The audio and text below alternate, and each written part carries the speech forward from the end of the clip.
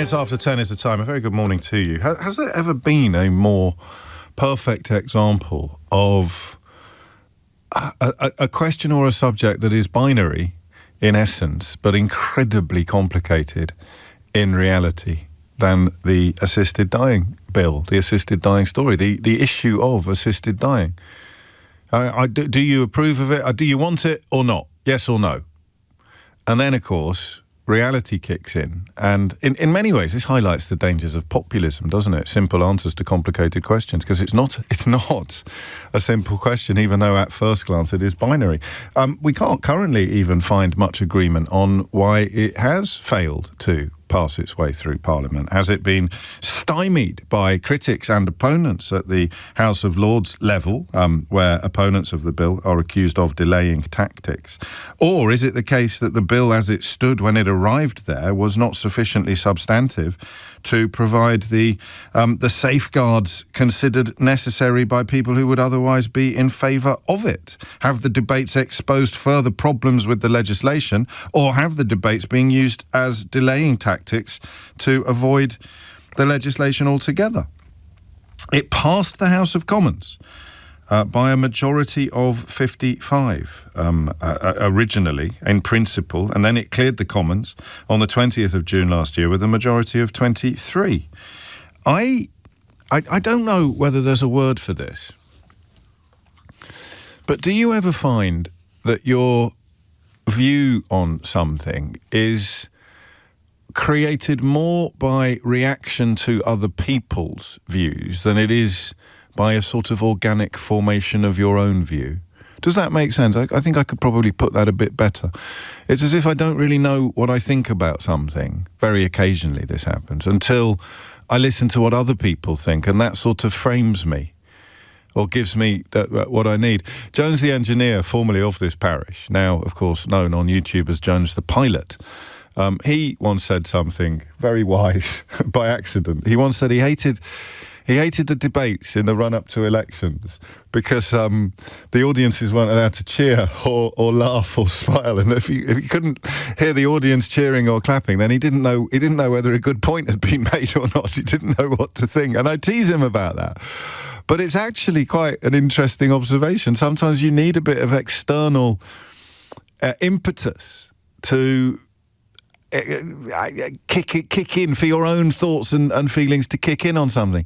And on assisted dying, I'm a little bit embarrassed to tell you that my opinion changes according to the last person that I spoke to. Let me give you an example. Well, let me tell you exactly what I mean. I have taken calls in the past from people whose parents died of really painful deaths, and who are absolutely adamant that they should have been spared the agonies of their final days or hours or weeks even. And I come off those calls convinced that assisted dying is not just acceptable but necessary, that it is the humane course of action. And then I might encounter somebody. I encountered someone relatively recently who described themselves to me as a proper Catholic. They said, I am a proper Catholic, so... And at that point, my alarm bells start ringing, because I think that religion always veers into its least helpful territory when it involves telling other people what they have to do. And she was celebrating the imminent demise of the assisted dying bill because she said she was a proper Catholic. And I found myself thinking, well, I'm in favour of it then for different reasons. I'm not in favour of it because of the pain and the agony of people who would benefit from it. I'm in favour of it because I don't like the opponents. I don't like the arrogance of the opponents who think that their religious beliefs should somehow prevent other people from making life choices. It moves into the realm of abortion as well. The two great debates, if you went to a Catholic school in the 1980s, were euthanasia and abortion, because the Church's teaching on both of them hinges upon the idea that life is not only sacred, but that it begins at the moment of conception. And if you want to believe that, that's fine. But you can't insist that everybody else has to live their lives according to your unprovable beliefs, I would usually argue. And the more you dig into this, or at least the more that you think about it, the more you realise how unhelpful it is to view it in a binary yes-no fashion. Adults expected to die within 6 months would be permitted to seek medical help to end their life, subject to certain safeguards. And that is now not going to happen after the House of Lords, for whatever reason, historians of the future conclude to be the truth, because the House of Lords has essentially slammed the brakes upon the democratic decision of the House of Commons. And it was a moral vote as well. There was no partisanship or party lines, but it was pretty close. So the more I lean into the idea that this was pretty clear, the more I wonder why the vote was so close. And the answer is ethics, not Essex, ethics. The answer is ethics. The answer is something about morals that are not necessarily born of unprovable religious beliefs, but are born of first principles, philosophy, thinking about humanity itself, thinking about human beings. And that's why I don't know if do I mean this? Let me think. I know what you're thinking. Why doesn't he do this? Why doesn't he work this stuff out before he comes on the radio? I'll do it as a question rather than a statement. How helpful is it? It's either the entirety of the debate or none of the debate, isn't it? How helpful is it to hear from people whose family members have suffered terribly in their last months, because the legislation looks only at 6 months, so let's say in their last weeks, days or months. How helpful is it to depend upon that testimony? Because it will obviously swing your pendulum pretty violently, but it doesn't necessarily mean that it would be morally or ethically justified. I want to know today what you think. That's all. And I really want to know why. And I think it would be wrong of me, this is what I was wrestling with a minute ago, it would be wrong of me to say I don't want to hear from you if your opinion is informed by personal experience, because that would be not only a little bit wrong, it would also be slightly at odds with the ethos of this entire programme. I am, as you know, always more interested in people capable of changing their minds. As a wise man once said, there is no point having a mind if you never change it. I spent some years thinking it was me that had said that, but it turns out Edward de Bono beat me to it shortly before he formed U2.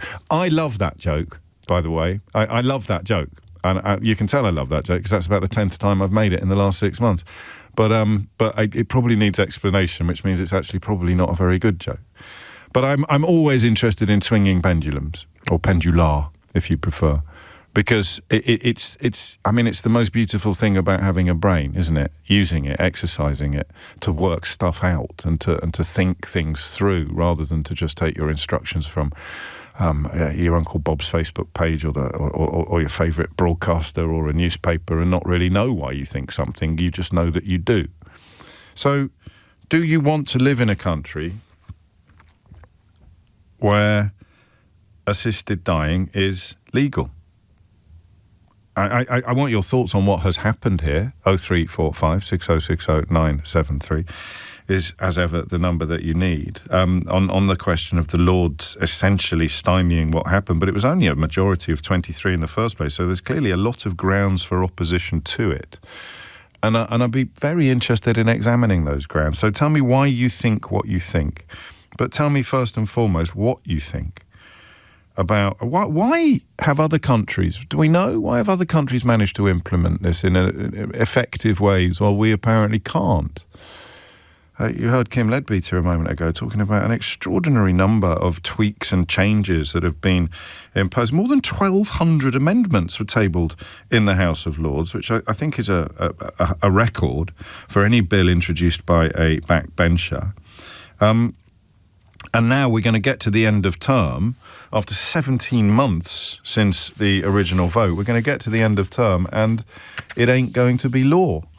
It is 13 minutes after 10. You are listening to James O'Brien on LBC. And I just want to, probably for the last time in a while, given that the legislation is now heading for the heading for the buffers. I just want to know why you do or don't want to live in a country where assisted dying is legal. I think I probably need more help with the arguments against than I do with the argument. I mean, the argument for is almost always going to involve, I watched someone die in horrible circumstances, and I don't think anybody should have to go through that. And I think it is wrong and arrogant of me to suggest or to think, as I did before I came on air, that the conversation should be conducted without those contributions. Of course, they're crucial, they're key. But if you want to have a crack at, and bring religion into it if you want, but if you want to have a crack at reminding us or explaining why there is opposition to this idea or why you are opposed to it, I'd be really interested to hear what you have to say. My view, such as it is, and every time you think there's a relatively simple way into some of these issues, you expound it, you articulate it, and you realise that it's not simple at all. I'll show you what I mean. My view was that if you are of sound body, then you are able to end your own life. You know, I mean, I don't need to go into details or draw you a picture, but if you are physically competent, if you are able, then you are free to do this in a variety of ways. And I think, oh yes, that's my opinion. But then I remember I was raised a Catholic, and taking your own life is a massive sin. You're not supposed to be buried on hallowed ground if you committed suicide, if you took your own life. So even if my faith were unquestioning, then even my simple attempt at answering the question on the grounds that, well, if I wasn't bedbound, I'd be able to do it, so why should a bedbound person be prevented from doing it? So even that doesn't stand up to the simplicity test. And then, of course, it involves somebody else helping. And that's where my opposition, such as it is, comes from. I mean, it's 52-48, but it's too serious a topic to indulge the infernal ratio. I don't know that anybody should ever, even if they want to do it. I don't know. I used to be fascinated as a kid by executioners. Probably because I spent so long studying Henry VIII. But also, was it Pierpoint? Was Albert Pierpoint the last hangman in this country? It's a memorable name. I was always struck by that. I mean, how does that process, how does that sit with you for the rest of your life? I think he wrote a memoir. And that idea that nobody should really be put in that position where they are taking money to end somebody else's life. And that's a view. That's an opinion. It's not something I can back up with facts or statistics or evidence. It's just one of the things that I struggle with. So I'll finish this introduction where it began. You can't think of a subject that proves more powerfully that what appears to be a binary question is often anything but. Because I say to you, should you be able to enlist medical help to end your life if you're terminally ill and you've got less than 6 months to live, and you say to me, yes or no, and then I say, well, hang on a minute, let's have a think about this. Have you considered X? Have you considered Y? Have you considered Z? And you realise it's probably not, or possibly not quite as binary as you thought.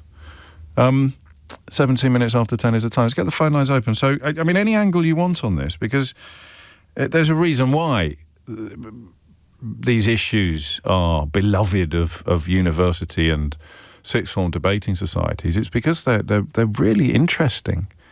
But, of course, they are also matters of life and death for people directly affected. And what this means, we mustn't forget, is that some people are now being sentenced to 6 months of agony.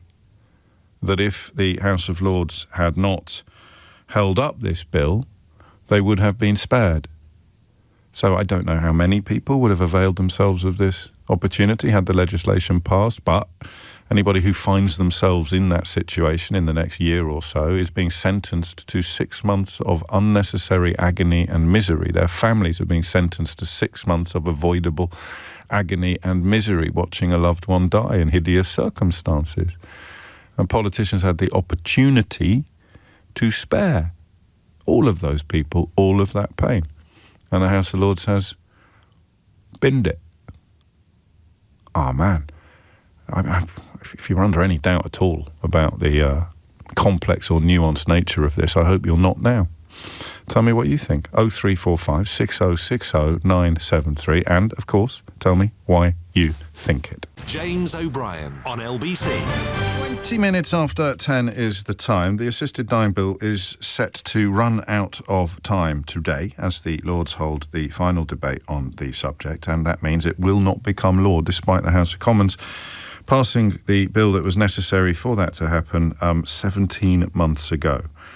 Your thoughts, actually? I could have just done that, couldn't I, 20 minutes ago? I could have just read out what I just said to you then and then added your thoughts and said the phone number.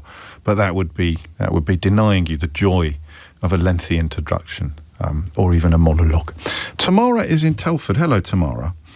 Hello, James. We've spoken before. I know we have. You're famous. You occupy a very interesting room in the palace of my mind, Tamara. And do you know that you came up yesterday on my social media? I'm just going to see if I can find it, because the question that you answered, I think the last time you rang in, was about the existence of a constituency of people who fit that here it is, yeah, there you go. So someone posted, let's discuss this person with genuine concerns about immigration who isn't a racist and is worth listening to. It's a creature constantly on the tongue of our sovereign politicians, ... And someone replied, I don't know any, but I did hear one called Tamara from Telford on James O'Brien's show. And there you go, you're famous. There you go, I'm famous. Anyway, that's not why you rang in today. No, it isn't. I have personal, strong feelings on this issue, James. Okay. Tell me why and tell me what they are.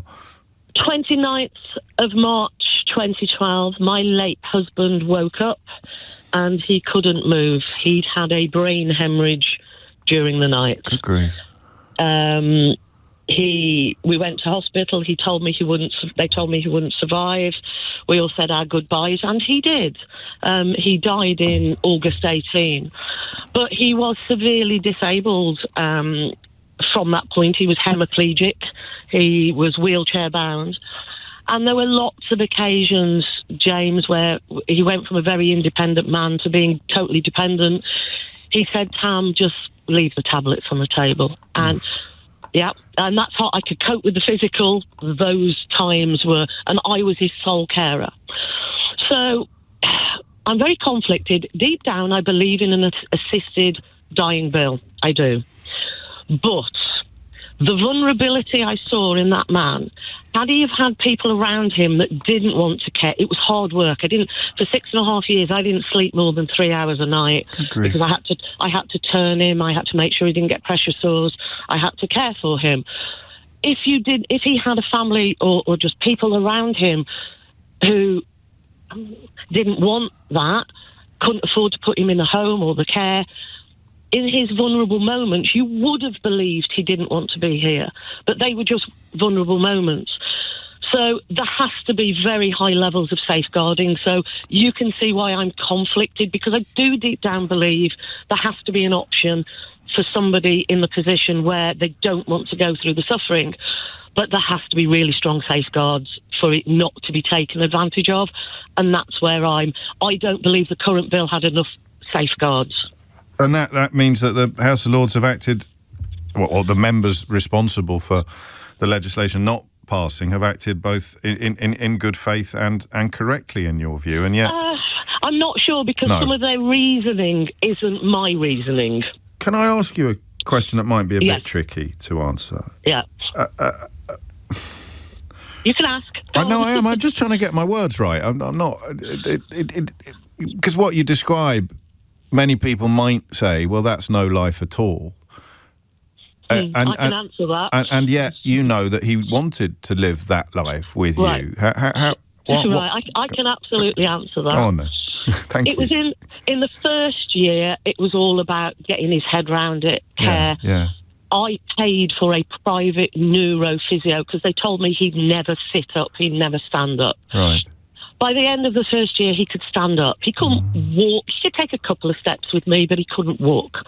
He fought hard, but he had his down moments. And then one day he said, this isn't a life. I can't do what we wanted to do. Well, me being me, and you've spoken to me, I'm pretty determined. He'd always said to me, James, he'd wanted to go to Russia, but we'd never quite made it there. I took him to Russia. Gosh. We went on a cruise. It was the easiest way of doing it. Yeah. But I showed him we could have a life. It was a different life, and it was probably harder on me than him. But yes, he was my husband. When he died, we'd been together 37 years. You don't give up on that, but not everybody has that. So we did have a life. That's a fascinating perspective, you know. And what if... Yeah, you didn't. It was harder for him because at 67 years of age, that's when it happened to him.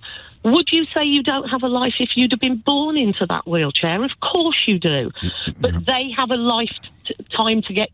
That's all they know and get used to. He just had to get used to a different type of life. Gosh. For those 6.5 years that he survived. That's beautifully put. Thank you. I mean, that's extraordinary. The way that you're thinking simultaneously about your own personal experience and about the path not taken, you know, the other you and the other life in which you wouldn't have had the resources, both human resources and material resources, and the people in that situation may end up taking a decision that they wouldn't take if they were in yours. And palliative care as well. Easy. Palliative care as well. In you know, in a world where palliative care was perfect, this question would feel different as well, wouldn't it? Yes, it would. And I was lucky in that I'm a resourceful woman. I'm a very determined woman. And I advocate, but people who don't have that, they can be pushed down certain paths. I've seen it. You know, they told me I'd never get him home, James. And if you'd made your decision that day, you might have arrived, some other people might arrive at a very different decision in that circumstance than the one you arrived at, which I sense was to prove them jolly well wrong. He was my husband. If I'd have had to have sold everything I possessed to get him home and cared for in the manner he deserved for his dignity, I would have done that. You know, you rang in to talk... Oh, you've set me off now, ringing in to talk about assisted dying and ending up almost writing an ode to marriage. Well, ode to marriage, ode to... Love. He was my soulmate, but also he begged me on occasions. Now, had I have believed, and this is why I believe in assisted dying, had I have believed he couldn't have any quality of life, had I have believed he was in pain that he couldn't bear, I would have given him those tablets. As an act of love? Yes. The final act of love, in fact. Yeah. So, I mean... We had a pact that if he ever was on a machine keeping him alive, I was to turn it off. We had those conversations long before he was ill. You, I mean, you will know this, that the legislation as it stood was only going to look at people with a terminal diagnosis and 6 months or less to live, albeit, as you've reminded us, sometimes a diagnosis or a prognosis can turn out to have been wrong. Other countries go much further than that, of course. Other countries, there's a story in the newspapers at the moment about a woman who lost her son. I don't know if you've seen it. Yeah. And who is absolutely healthy, but just doesn't want to live anymore. So she's off to a clinic in Switzerland. The more I listen to you, the more I wonder whether, and some of the contributions in the House of Lords seem to have been slightly disingenuous or slightly obstructive. I think Tanny Gray-Thompson has argued that case very powerfully. But the more I listen to you, the more I wonder whether it is actually an almost impossible task to put in place the safeguards and loopholes that would reassure the people that need reassurance. I think it would never be perfect, but I think there are ways and means of those safeguards being put in place. Yeah. I mean, they have to be. Other countries do it. That's what I mean, yeah, other countries do it, although we can't know for sure that they do it to the satisfaction or to the threshold that we would like to see in place. Thank you. And I really mean thank you. Thank you for a whole bunch of reasons, Tamara, because somehow you've managed to turn a very sad story into a very uplifting experience listening to you tell it, and that love is palpable. It may be an odd thing to say, but I hope you don't mind me saying you were both very lucky to have found each other. Absolutely. And I miss him every day. I bet and you do. The statement I would make about it's not about what you have, I would give up everything for 5 more minutes. Oh, Tamara. You were already a legend on this programme. I'm not sure about that. Your legendary status now confirmed for the ages. Tomorrow, have a lovely weekend. Thank you so much. 10:30 is the time. Dominic Ellis has your headlines. James O'Brien on LBC. 10:33 is the time. I think that one of the pushes towards retirement, should that day ever dawn for me, will be when I don't have that sense of a story being absolutely fascinating, but I can't quite see the phone in. Because normally that's when I put my thinking cap on and try to come up with a way that we could talk about it together rather than just leave it languishing in the news bulletin. And that mention in that news bulletin there of the American, the US, the Trump regime looking at ways to punish fellow NATO members for not joining them in what will almost certainly turn out to be war crimes. It's an extraordinary turnaround, isn't it? But the Falkland Islands, I don't know how old you are. I'm 54. Is it 54 or 53, Keith? I can never remember. I know it's extraordinary. I look much younger. But it's all the moisturiser. I belong to a generation for whom the Falklands War has an extraordinary status. My godfather, I remember, had a map on the kitchen wall, and his children, some of my best friends growing up, would have pins in it tracking the progress of the task force from Portsmouth, I suppose, to the South Atlantic, and moving the pins as the task every morning over breakfast. They'd move the pins on the wall chart, and we went to stay with them. And it was, a fairly binary battle. It was a bit straightforward. British people having their territory invaded by foreign soldiers and British forces turning up to repel the foreign soldiers. It had a sort of commando comic simplicity to it that also influences my generation. But I can't see a phone in because I don't even know what it means. What would they be able to do, the United States? They didn't even help us repel the Argentine invaders when the Falklands were occupied, albeit briefly, by General Galtieri's mob. What would the Americans be able? They can hardly invoke the International Criminal Court. They're not even a member of it. If they were, they'd have had to arrest Benjamin Netanyahu last time he visited. He's visited Donald Trump, I think, more times than Father Christmas, but he would have been facing threat of arrest. So I don't know what it is they would be able to bring to bear on that story. But it is an odd one. We'll find out a little bit more about it later in the programme. But we are talking about assisted dying legislation, or not, as it were, because it ain't going to happen now after, I think, a curious mixture of good faith concern about safeguards and perhaps rather bad faith obstructionism for, in some cases, very religious reasons. And as I've told you about 7 million times, religion for me becomes problematic when it involves some people telling other people how they have to live their lives, despite the fact that the people being told how they have to live their lives do not share the religious beliefs of the people telling them. Jackie's in Northampton. Jackie, what would you like to say? Good morning, James. I'm a first-time caller, so I'm rather nervous. Well, you're doing brilliantly already, Jackie, so I don't know what you're nervous about. Thank you. My main thoughts about the assisted dying bill is it's personal choice, and by not voting it through, you're taking away personal choice. Now, people that disagree with it can disagree with it. That's their option. Yes. But they're taking away the people that do agree with it. They're taking away their choice. They would say, or some people would say, that they're not doing that because some people would sort of have the choice made, whether they were making the choice themselves, in unsatisfactory circumstances. So, I mean, the point Tamara made about some people choosing this path because they're not getting the kind of support and love that Tamara's late husband obviously got, gave me a little bit of pause. It's as if, because choice is a binary option, it's a yes or no. And the more I think about this, the less binary it actually becomes. Yeah, I understand exactly what you mean, and I understand Tamara's point. But again, regardless of why you choose, choose to take that path, that's still your choice. And you're always going to get, okay, there may be unscrupulous things that happen, but you're going to get that with or without the assisted dying bill anyway. Yes, I suppose. If somebody thinks, I want to end my grandmother's life because, for whatever reason, if they're that type of person, they're going to find a way whether we have an assisted dying bill or not. Well, some will, some won't. I think that the threshold of the law is probably quite a big deterrent for some people who are sort of dreaming of matricide or patricide or whatever the grandparent equivalent of that is. I haven't got the Latin, Jackie. I ain't got the Latin. Me neither. I guess what neither of us know is what would these people in the House of Lords say the kind of king of the loophole was, the king of the concern that prompted them to stymie the legislation, because we can agree in first principles everybody should have that choice, and people who are not really, really ill have that choice. People who are physically able have that choice every day of their lives. We all have that. We all have that choice, and these people are denied that choice by their medical condition in some ways.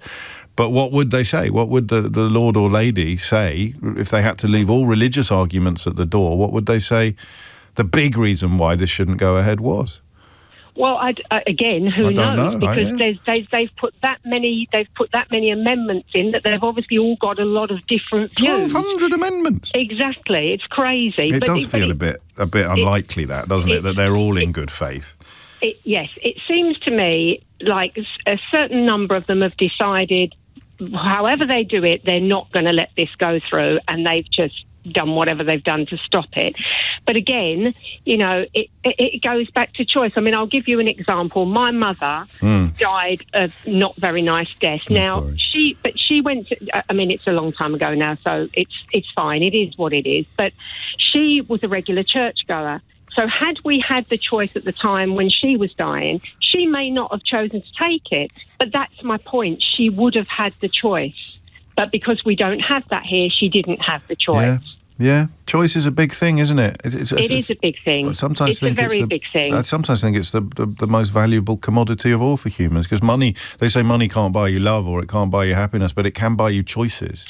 Yeah, it can. And the problem at the moment is if you want to go somewhere else, say Dignitas for argument's sake, you've got to have a fair amount of money in the bank to be able to do that. So again, it's discounting people that don't have that money. So therefore they don't have that choice. Well, exactly. This is what I mean about it being not binary, not black and white, because that would apply to palliative care as well. So if you're getting really, really well looked after, you will have a better quality of life than someone who isn't, and that will inform your choice. That will influence your choice. I think we're probably nibbling at the edges of some of the concerns that people like Baroness Gray Thompson, Tanny Gray Thompson, as she was, well, and still is actually, but she's also now a Baroness, have. Not against the principle, but not convinced that the necessary safeguards are in place.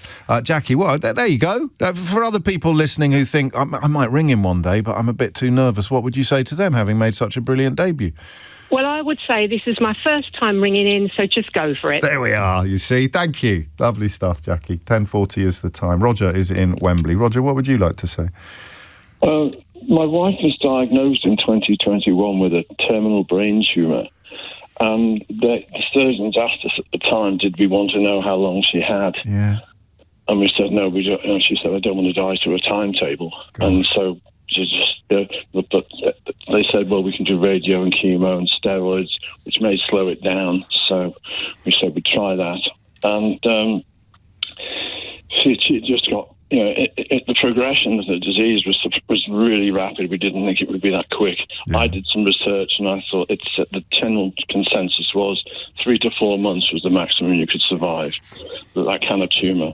Wow. Now, I should point out she was a very bright, strong, independent woman, but she started to lose the use of her legs. Yes. By the time I had a chairlift fitted into the house, she was too ill to be able to use it, and she was just going downhill fast. The problem was she was mentally totally aware of everything. She was a very bright woman, and we decided that she didn't want to die in a hospital or a hospice. Right. So I promised her I'd look out, I'd take care of her at home. Oh. So I was with her 24 hours a day. And watched her just diminish physically, but she never lost any mental capacity. And that was the worst thing about it. So even though she became bedbound, she asked me so many times, help me die. Mm-hmm. She was a tall, blonde, beautiful woman. Oh, Roger. And she's just, her hair fell out, obviously. She described herself one day. she said, I want a mirror. And I just said, you don't need a mirror. So I showed her a mirror. And she described herself as a football with eyes. Oh, mate. With the steroid treatment. Anyway, my son had just told us that we were having our first grandchild. She'd waited 40 years for us to have a grandchild. And she held on for 6 months and died 5 days before the baby arrived. Oh, God. We tried Dignitas. It wasn't a previous caller mentioned Dignitas. Yes. And it wasn't a financial thing. I'd have sold the house for another day with her. But it takes 3 months to do. I spoke to people who'd gone through that process. Right. I'd looked into all that. She didn't have that much time left. And so I'm sitting there watching her, just in terrible pain. What? And yet, couldn't do anything. Well, you did everything. Don't Don't say that. You did everything. You surrounded her with love in her final days. Absolutely enveloped her with it, Roger. I thought, I just couldn't help it. That was the worst thing. I was sitting there going, legally or otherwise, if they'd been away, I said, look, we may be able to find something. And she said, no, you'll end up in jail. And she didn't want that for you. No, and I understand. Previous caller mentioned the choice. I think it really needs to be a choice. And I think the Lords who are voting against it should spend 5 or 10 minutes with somebody in that condition and then sit there and go, no, we can't allow this. It could be abused. God knows, just trying to get help, I had to go with insurance company. We had a critical illness policy. Yeah. And I said, and that was exactly what it was for heart attacks or anything like that. And I spent 3 months arguing with them, saying, well, we need proof. God. What do you need? I said, I've got proof from her GP, from the cancer unit.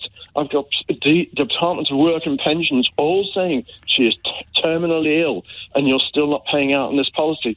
So it made it so hard. We struggled. And all the time, she's just getting worse and worse. And in a wheelchair, taking her to cancer units for radio and chemo that isn't going to work. And if she lost some mental capacity, it would have been easier. But she really knew exactly what was going on. Exactly what was going on. Every stage of decline. And that's impossible. I mean, forgive me for getting my words. If my words are clumsy, but did it oscillate? I mean, did she have days when she begged you to help her die, but also days when she wouldn't have wanted you to, or did it become the permanent state of affairs? It became the permanent. It was just we had nurses visiting the house to give her painkiller shots and so on. Sorry, I'm just going to get myself together. Hey, don't be daft. You take all the time you want. There's no need to get yourself together. I lost at more or less the same time one of my closest friends in quite similar circumstances. Oh, so sorry, boy. We didn't really have that desperation to go, but that's the whole point about choices. Isn't like a sentence, is it? It's not saying everybody in that condition will have to do it. It's simply saying some people will want to and some people won't. Tamara's husband, I don't think, would have wanted to, but your wife did. Yeah, I mean, she never once said, poor me. I mean, she never felt sorry for herself, but she hated the fact that, she felt as though my life was being completely taken over, which wasn't. I was happy for every second I spent with her. Of course you were. And so it wasn't. She didn't waver, have good days and bad days. And as I say, it was beyond doubt that she, that she had no future other than pain. I mean, the people in the House of Lords, some of them are telling the truth when they say they are in favour of the legislation in principle, but they don't think there are enough safeguards. But you're right, hearing your story just makes that sound like a sort of luxury that they probably shouldn't be indulging. You don't have to if you don't want to, but tell me a bit about the grandchild. She's fabulous. It would have made my wife so happy. Yeah, but it makes you happy too. Because we waited so long, Our kid, for whatever reason, we have 2 kids, but the grandchildren never came along. We were desperate to have grandkids, have them for the weekend, fill them full of E-numbers and send them home bouncing off the walls, teach them colourful language. That's the tradition. We never had that chance, and she never had that chance. And so that's cruel, isn't it? It's sad, but so I know the safeguards are so important, but there has to be an element to where the patient can make that choice. She knows how what it's doing to her. She was such an outgoing woman. Yeah. Social, just, she's one of these people, when you spent time with her, you came away feeling enriched by the experience. I bet. She was very special. Even on her coffin, she said, asked me to put a plaque on the bottom of her coffin. We promised 25 years earlier, plaque on the bottom of her coffin that said, "Does my bum look big in this?"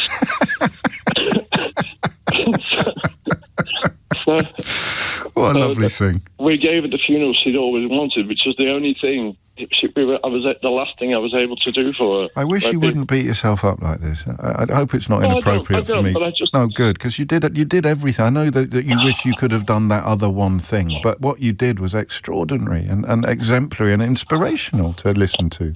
I just feel bad for the people who are going through this and know how badly how badly they must need to give up the ones they love just that escape, that final release, instead of just looking forward for months and months of pain. I hear you. You're a good man, Roger, and a great husband, and I bet you're a brilliant granddad as well.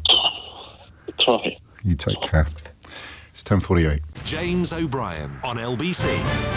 10:51, and I mean, if you didn't know it before, then you do now. Some of the stories that prompt other people's opinions with regard to assisted dying, some of the experiences that they have gone through, make it look like a slam dunk subject. They do make it look like the simplest question in the world to answer, and yet, as everybody acknowledges, it isn't. But there must be an answer to the question of why we have failed, why our legislature has failed to enact legislation that other countries have managed to. Maybe other countries don't provide the model that people like Baroness Gray Thompson want to see. They don't actually have the loopholes in place. There's no requirement even to be ill in some countries. Switzerland, for example, if you want to avail yourself of assisted dying.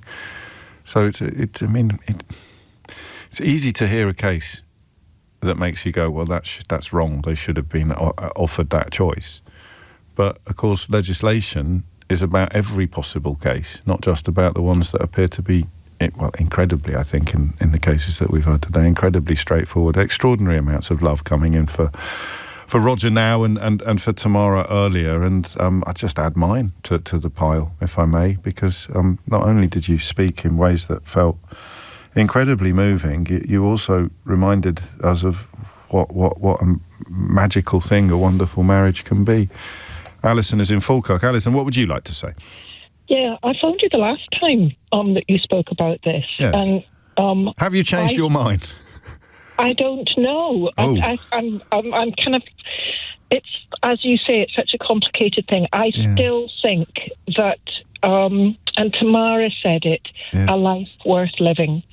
So from the outside, what makes a life worth living? And most people are most afraid of not having capacity, of being felled by dementia or having severe learning disabilities.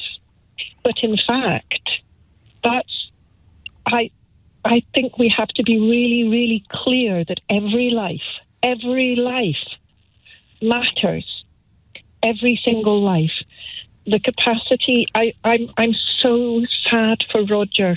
You lost your friend. I lost my beloved sister to the same illness, and she would have chosen to stay as long as she possibly could. She was surrounded by love. She stayed at home. She was surrounded by her children. My sister went down and helped care for her as well, by her friends who are nurses. I wouldn't dream of saying she shouldn't have been allowed to do that. So no, exactly. But you're close to saying that people who want to go the other way shouldn't be allowed to go. So I actually don't want to say that. No, I know you don't, but that's where you are. Yeah. So it comes down to grandchildren again. So I have a grandchild who has profound and complex needs. Right. And he goes to a school with other children who also have profound and complex needs. He's not independently mobile. He never will be. He doesn't communicate in a conventional way. He never will. And he is the light of my life. And you worry that this signals... And I worry... a slippery slope or the opening of a door. I think it reinforces the views of people who don't know and are deeply uncomfortable with loss of capacity, with lack of capacity. It allows the conversation about what lives are worth living. Which ones? But and this is the absolute heart of the debate, and thank you for handling it so sensitively, because it's either a personal question or it's a societal issue. Yeah. And you don't necessarily answer both questions in the same way. You sort of think that person should have had that freedom, but society should not accommodate it. Oh. So there's something that we certainly need to make sure that when it comes to end of life, you can receive the best treatment, the most choice that is possible, given how cruel and unfair it is for some of the things that happen to people. It's terribly unfair that Roger's wife was struck. So if we had perfect palliative care in place, your position would change again. You'd think, okay, I have perfect palliative care, but I still don't want to be here anymore. In that case, I think Roger's wife should have had the choice, really. Yes. But I also think that the people who ran the clock down on this didn't behave honourably. Some didn't. Some I think did. But it does seem unsatisfactory, doesn't it? You beautifully expressed some of the complexities here, because it's facts. It's head versus heart sometimes as well, isn't it? And you can't leave your personal experiences at the door, and your fears for your grandson are not addressed at all by the legislation as it stands. But you can't. Doesn't mean you can turn off your concerns about where this road might lead. I mean, people worry about dementia. Yeah. People worry. It's cognitive stuff all the time. We're so uncomfortable as a society in being comfortable with people who are different. I love The Assembly, by the way. If anybody hasn't watched it on ITV, watch it. Yes, it is. And some people will be a little bit impatient with you for bringing these factors into a conversation about pretty clear legislation, certainly on the 6 months, the terminal illness diagnosis. But the lesson of other countries is that it doesn't necessarily stop there. So keeping the door shut that becomes an attractive option. Alison, thank you very much. Last word on this, I think, to Els, who's in Amsterdam. Els, what would you like to say? Hello. Good morning. Hello. Hi. Well, what I wanted to say was, here in Holland, our laws are so strict. It is really not that easy to get euthanasia. Okay. People always think everybody can go walk to the doctor and say, I want to get killed, and that's it. Gosh. And no, and nothing like killing of children or whatever. Oh, I hear it is a very, very strict procedure. And there are really more people who don't get euthanasia because they are too late, right, than people who will get it.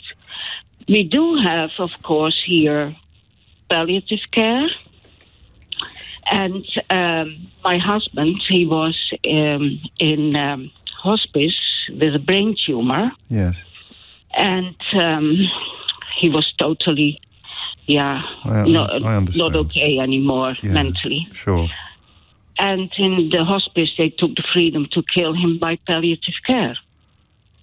So that was a totally different subject, and I've talked about it with the Foundation for the Euthanasia here, from the association. And they, I said I was so terribly shocked because people are always arguing against euthanasia, which is just so strict. The Dutch lesson then that would be to show our lawmakers what loopholes and what strict regulations should be in place. Can I ask whether you've given any thought to your own circumstances? Yes, my papers are at my GP for years already. What do papers saying what else? And my papers that I want euthanasia when I'm incurably ill, or what is also very, very difficult here is to get euthanasia in case of dementia. Well, And, because when I guess when you're in the grip of dementia, you're not in a position to make an informed choice about what you want. And I want it to be difficult. I'm going to run out of time, I'm afraid, Else. You've taken us a little bit beyond the news, but thank you. A very important contribution. And also, I should say that if any of the issues that we've been discussing affect you particularly, then the Samaritans is always open, 116123, or you can just search for them on the internet and get in touch via other ways as well. 116123 is the phone number. And that's why I think I'm going to end, if you allow me, where I began, by simply saying it looks like a binary question, for or against. But it really isn't, is it? It's 11:01. James O'Brien on LBC. 5 minutes after 11, you're listening to James O'Brien on LBC. I presume you know what WTAF stands for, or WTF. I have half a dozen instances of those initials in my inbox in response to Donald Trump talking about his freedom to speak for England. Or speak, isn't that the name? Is that the name of the Gareth Southgate play? Is it called Speak? No, what's it called? Dear England, sorry. We did something on the special relationship yesterday on the programme, didn't we? And the fact that it doesn't exist anymore. But we haven't really done a Trump phone-in we did. I mean, we went for a couple of weeks when we weren't really talking about anything else. And we're back in that space now where he's like a sort of, I don't know, what is he? He's like a seal honking in the corner of the room. But because he's the president of the United States of America, you have to report every honk as if it's headline news. What on earth would it even mean for the US to review Britain's claims to the Falklands Islands? Also, we did the one on Monday about him going mad as well, didn't we? Oh, that's all right, as you were. We haven't taken our foot off the Trump pedal. You'll be delighted to hear. Monday's thing, if you missed it, was really interesting because you had three people from completely different political perspectives, all reaching for words like lost his mind, gone mad, sanity, questioning his sanity. One was Alan Rusbridger, who used to edit The Guardian. One was Matthew Parris, who used to be a Conservative MP and writes a column for The Times. And one was the wrongest man in the world, Daniel Hannan, proving the principle of the stopped clock being right twice a day. Daniel Hannan, not long ago, one of the former Brexiters, insisting that Donald Trump was going to be brilliant for Britain. Now, writing for an American newspaper about how the man has clearly gone mad. And then he has moments when he doesn't seem mad, he just seems nasty, venal and mean. Making comments there about the Duchess of Sussex that were clearly designed to amuse his crowd of misogyny fans, insulting the Duke of Sussex, insulting Prince Harry. Sadly, right-wing media in this country has created an environment where a foreign leader insulting a member of our royal family, a former war hero, will be acceptable. No one's going to be up in arms over at the Daily Mail because they're usually at the front of the line of people attacking the Duke and Duchess of Sussex. But the line about the Falklands, coming quite soon after an interview that Keir Starmer gave yesterday in which he insisted he would not be diverted or deflected from acting in what he says is the best national interest. 7 minutes after 11 is the time. We have been giving the Prime Minister a hard time on this programme of late, and I stand by every single syllable of criticism. And I think his position now is weaker than it has ever been, with the imminent local elections possibly providing the sort of coup de grace to this process of decline. We'll have to wait and see. But I think that the decision to stand against Trump on the Iranian question is one of the greatest acts of leadership I've ever witnessed from a UK Prime Minister. But I'm beginning to wonder whether you agree. I'm looking at two stories today. One is that Starmer insists he's acting in the national interest after Trump criticism. You can tell that he's got this absolutely right because all of the people queuing up to insist that he got it absolutely wrong have gone absolutely silent, except the liars who are now pretending that they hadn't said things like in Nigel Farage's case, we should do absolutely everything we can to support Donald Trump. My Farage predictions are pretty grim, aren't they? Because they always come true. I told you that he would, as immigration figures began to plummet, he'd have to start attacking the unemployed or having to start attacking people on benefits. Front page of the Daily Mail today, Nigel Farage attacking people on benefits. So as a percentage of GDP, by the way, the welfare bill in this country has hovered around the 10% mark for most of your life.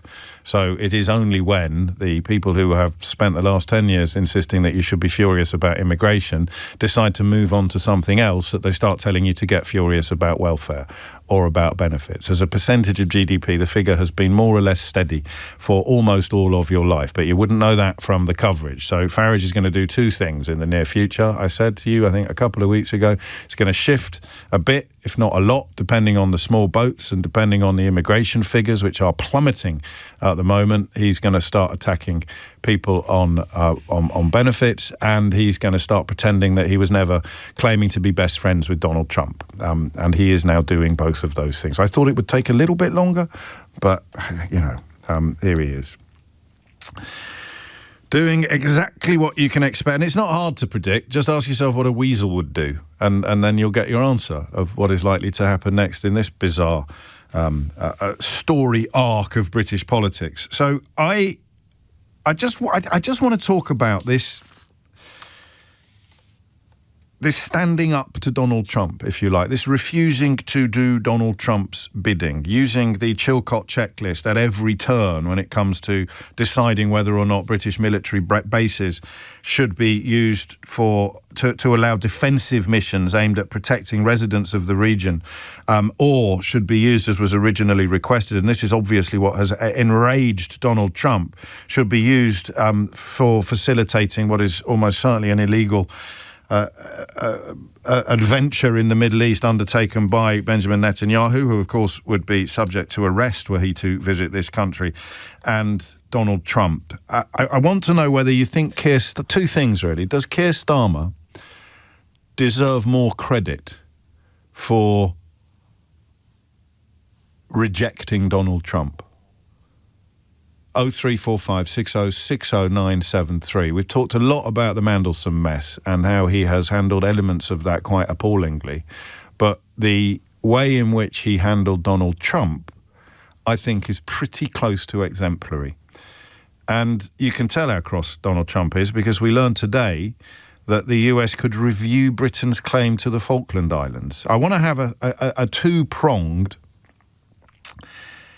discussion about this. I'd love you to give me a ring now and tell me what America could do with regard to the Falkland Islands, because I actually don't know.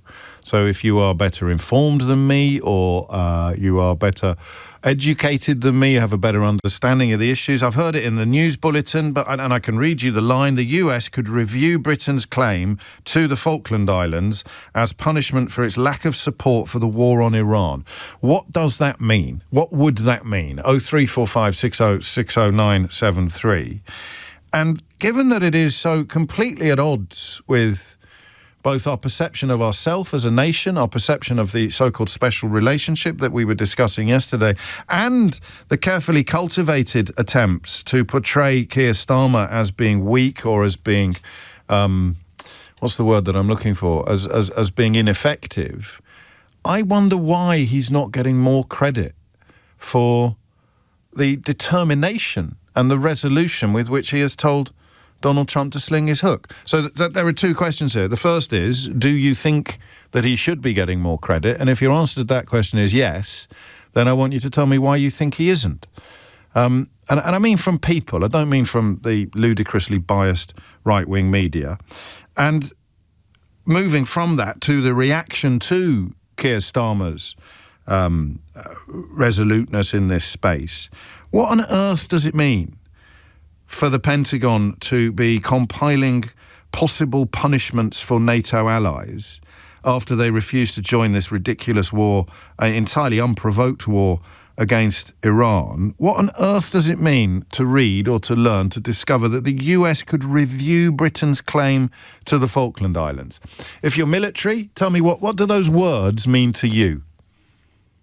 I really want to know. I don't know what this means. The Falkland Islands, which most of us had never heard of until the Argentinians invaded, are populated entirely by British people. parts of the Falkland Islands, I don't know if it's still like this, a little bit like going back in time. You know, like red phone boxes and things like that were the iconography that were broadcast to us when the Argentines invaded in 1982. But so for certain generations, these are absolutely huge words. The idea that the US could review Britain's claim to territory that is British and is populated entirely by British people, albeit that it's in the middle of the South Atlantic, Argentina's claim to it is no greater or more historic than ours, quite the opposite, in fact. What does that mean? What do those words mean? The US could review Britain's claim to the Falkland Islands. We're getting off quite lightly. They're talking about chucking Spain out of NATO. And the man's mad, isn't he? And this is what I find really, what's the word that I want? I mean, I don't know if the word exists, actually, because frustrating doesn't even touch the sides. What I find utterly disgusting is the way that they all facilitate him. So the Pentagon, you know, arguably the finest fighting machine in the history of humanity, is now sacking good people, as Simon Marks will talk to us about later, and populating the corridors of power with pusillanimous sycophants who are sitting there coming up with punishments for allies because they refuse to join in illegal war. How far and how fast the United States has fallen. Because this is what we were talking about yesterday. It's not going to be enough if they get somebody half decent back in the White House. The damage that has been done to everything is going to be generational. What are you doing in the Pentagon today? We're compiling a list of possible punishments for NATO allies who didn't support our war. It's pathetic.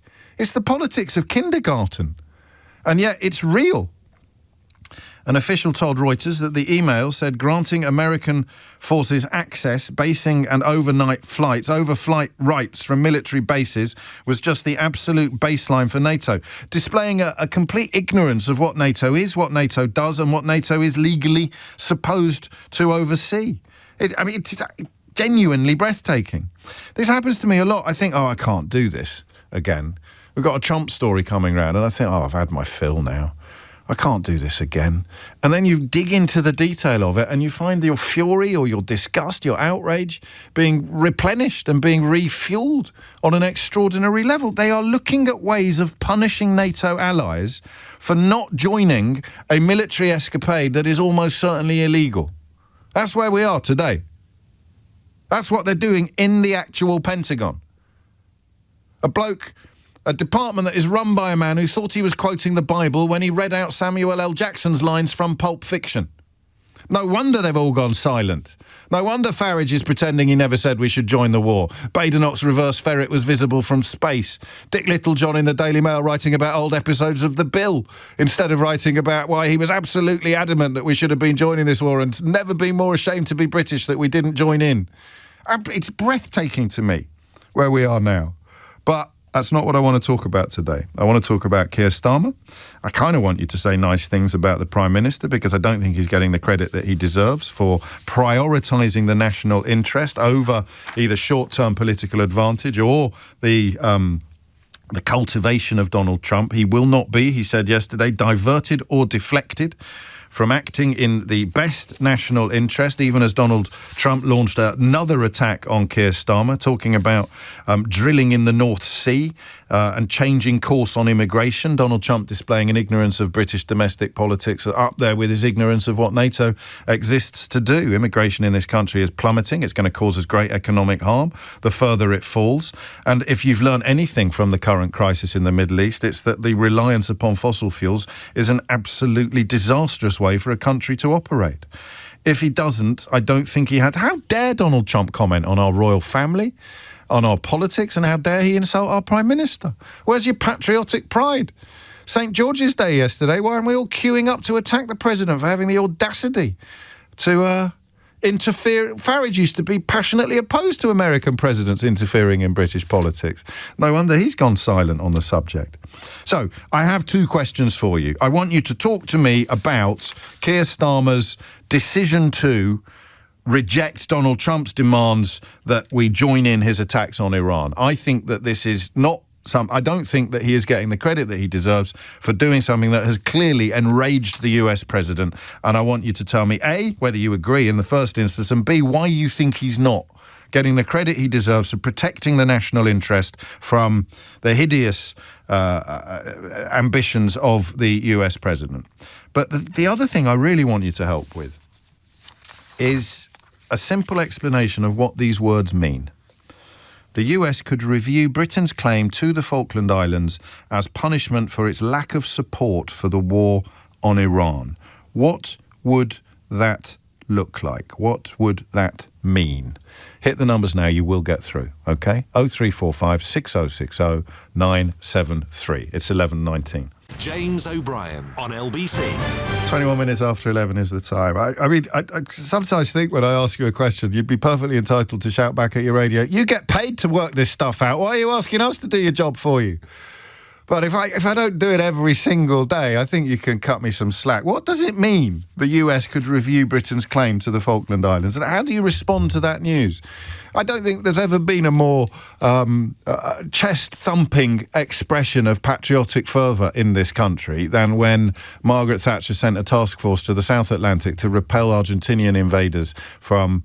I mean, I was only, I think, what was it, 7, 8, 9, 10? I was only 10 or 11 at the time, but it's burnt in my memory.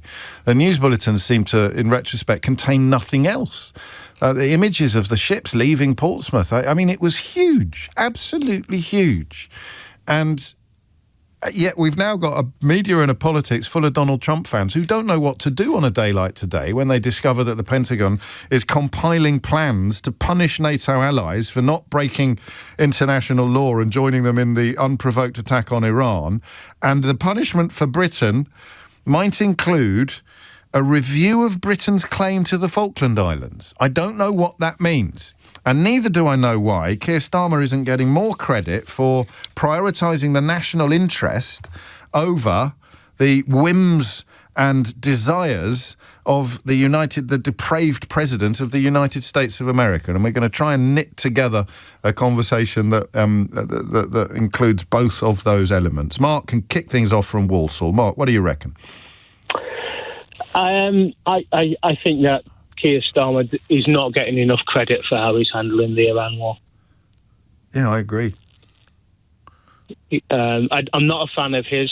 I didn't vote for him. Well, that makes your position more pertinent, doesn't it? In that you're being objective. You're not suffering from footballification. It's a really big deal for a UK Prime Minister to tell a US President to sling his hook. I don't think he can do that. Because we're too ingrained with the US. Oh, you mean completely cutting off? Well, by slinging his hook, I just meant in this context. I don't mean. I mean the state visit is going ahead. He has to keep lines of communication open. He has to tickle his toes when the opportunity presents itself. But the big question: will you go to war with us? He said no. What Starmer's missing is an attack dog in his cabinet that says what we think, but isn't senior enough to be officially offensive. That's an interesting point. We're still too worried about. He almost needs a sort of rogue ally who can be really rude about Donald Trump without it coming back to haunt the actual administration, the actual Prime Minister. Well, the Americans used to have one in Marjorie Taylor Greene, who used to say what the hard right used to actually think on behalf of Trump. But now Trump seems to have taken that role on himself. Yeah, he's hemorrhaging the support of all the maddest people that were slavish in their speaking up for him during the first term and the first year of, indeed, the second term. Can we pin down why he's not getting the credit he deserves, Mark? Have you got a view on that? I think there's certain sections of the media and there's certain sections of his own party that decided that he's a dead man walking and they want him out. And therefore, it doesn't matter what he does. They're not going to give him the plaudits that he probably deserves. I'll be fascinated to see how this looks in history books, this moment. I did a A-level in comparative US-UK politics, so the areas of interest have always intrigued me. And where it sits, Wilson didn't go to Vietnam. Trump this week saying that the Iran situation, which he said would be over in 6 weeks, could go on for years drawing comparisons with Vietnam and Iraq. And that's more evidence of what we've talked about a million times, is that he just says completely contradictory things all the time so that he can claim vindication or validation whatever happens. If the opposite of what he said would happen happened, he can claim victory or validation because he also said the opposite of what he said would happen would happen. It's insane, this. It's so simple once you grasp it, but it never stops being bonkers. What I don't fully grasp is why Starmer isn't getting more credit for an extraordinarily bold diplomatic decision. The biggest question of his premiership, right? Certainly in international terms, arguably in domestic terms, in terms of the world, the Prime Minister of the United Kingdom, his role in the world, the biggest question he's been asked is whether he would join a war in Iran, and his answer was no. And we kind of gloss over it, and I want to know why. Rebecca's in Glasgow. Rebecca, what would you like to say? Hi, I am boiling with rage over this. Over what? Trump.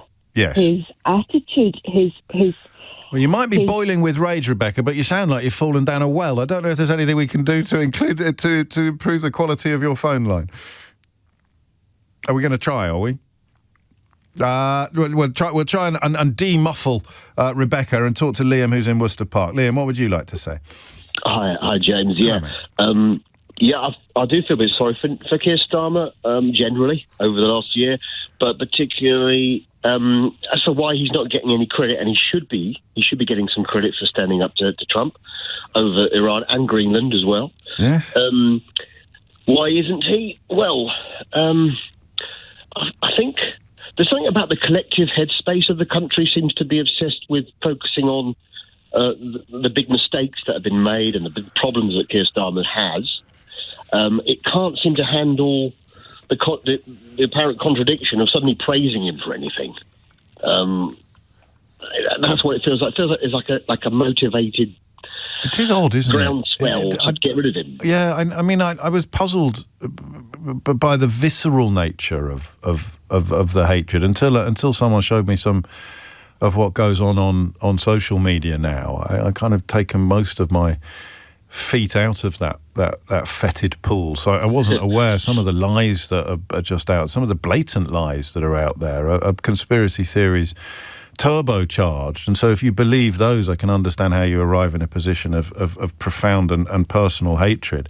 But I wonder whether we were, almost sort of Brexit levels of betrayal by our media, because everybody was queuing up to say that Keir Starmer was wrong not to join Donald Trump and Benjamin Netanyahu in this war. And even the most bent and biased commentators would now have to privately or quietly concede that he was absolutely right to do it, but they can't come out and say so because it would be to admit their own massive errors.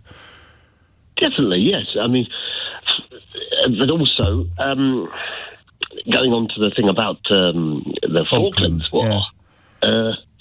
Obviously it's vindictive. The whole idea of punishing someone for disagreeing with you or having a different opinion from you. This is very disturbing.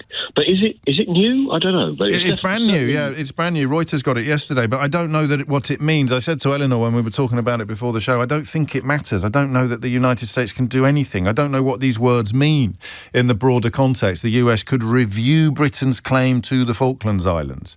He's got an ally in Buenos Aires, hasn't he? The crazy guy with the chainsaw, who in some areas isn't doing a bad job in Argentina. But what would that involve? Chucking out all the British people and replacing them with Argentina? I just don't know what it would mean for the US to review Britain's claim to the Falkland Islands. It's not a claim that is in America's gift.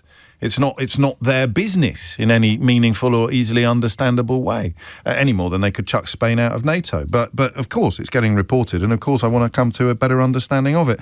I don't know, how do we do this? Is it like we need a slide rule or a measure in the context of, or a penny whistle? We need, in the context of history and US-UK relations and British prime ministers, how big a deal is Keir Starmer's refusal to do Donald Trump's bidding? How big a moment is this in our domestic story?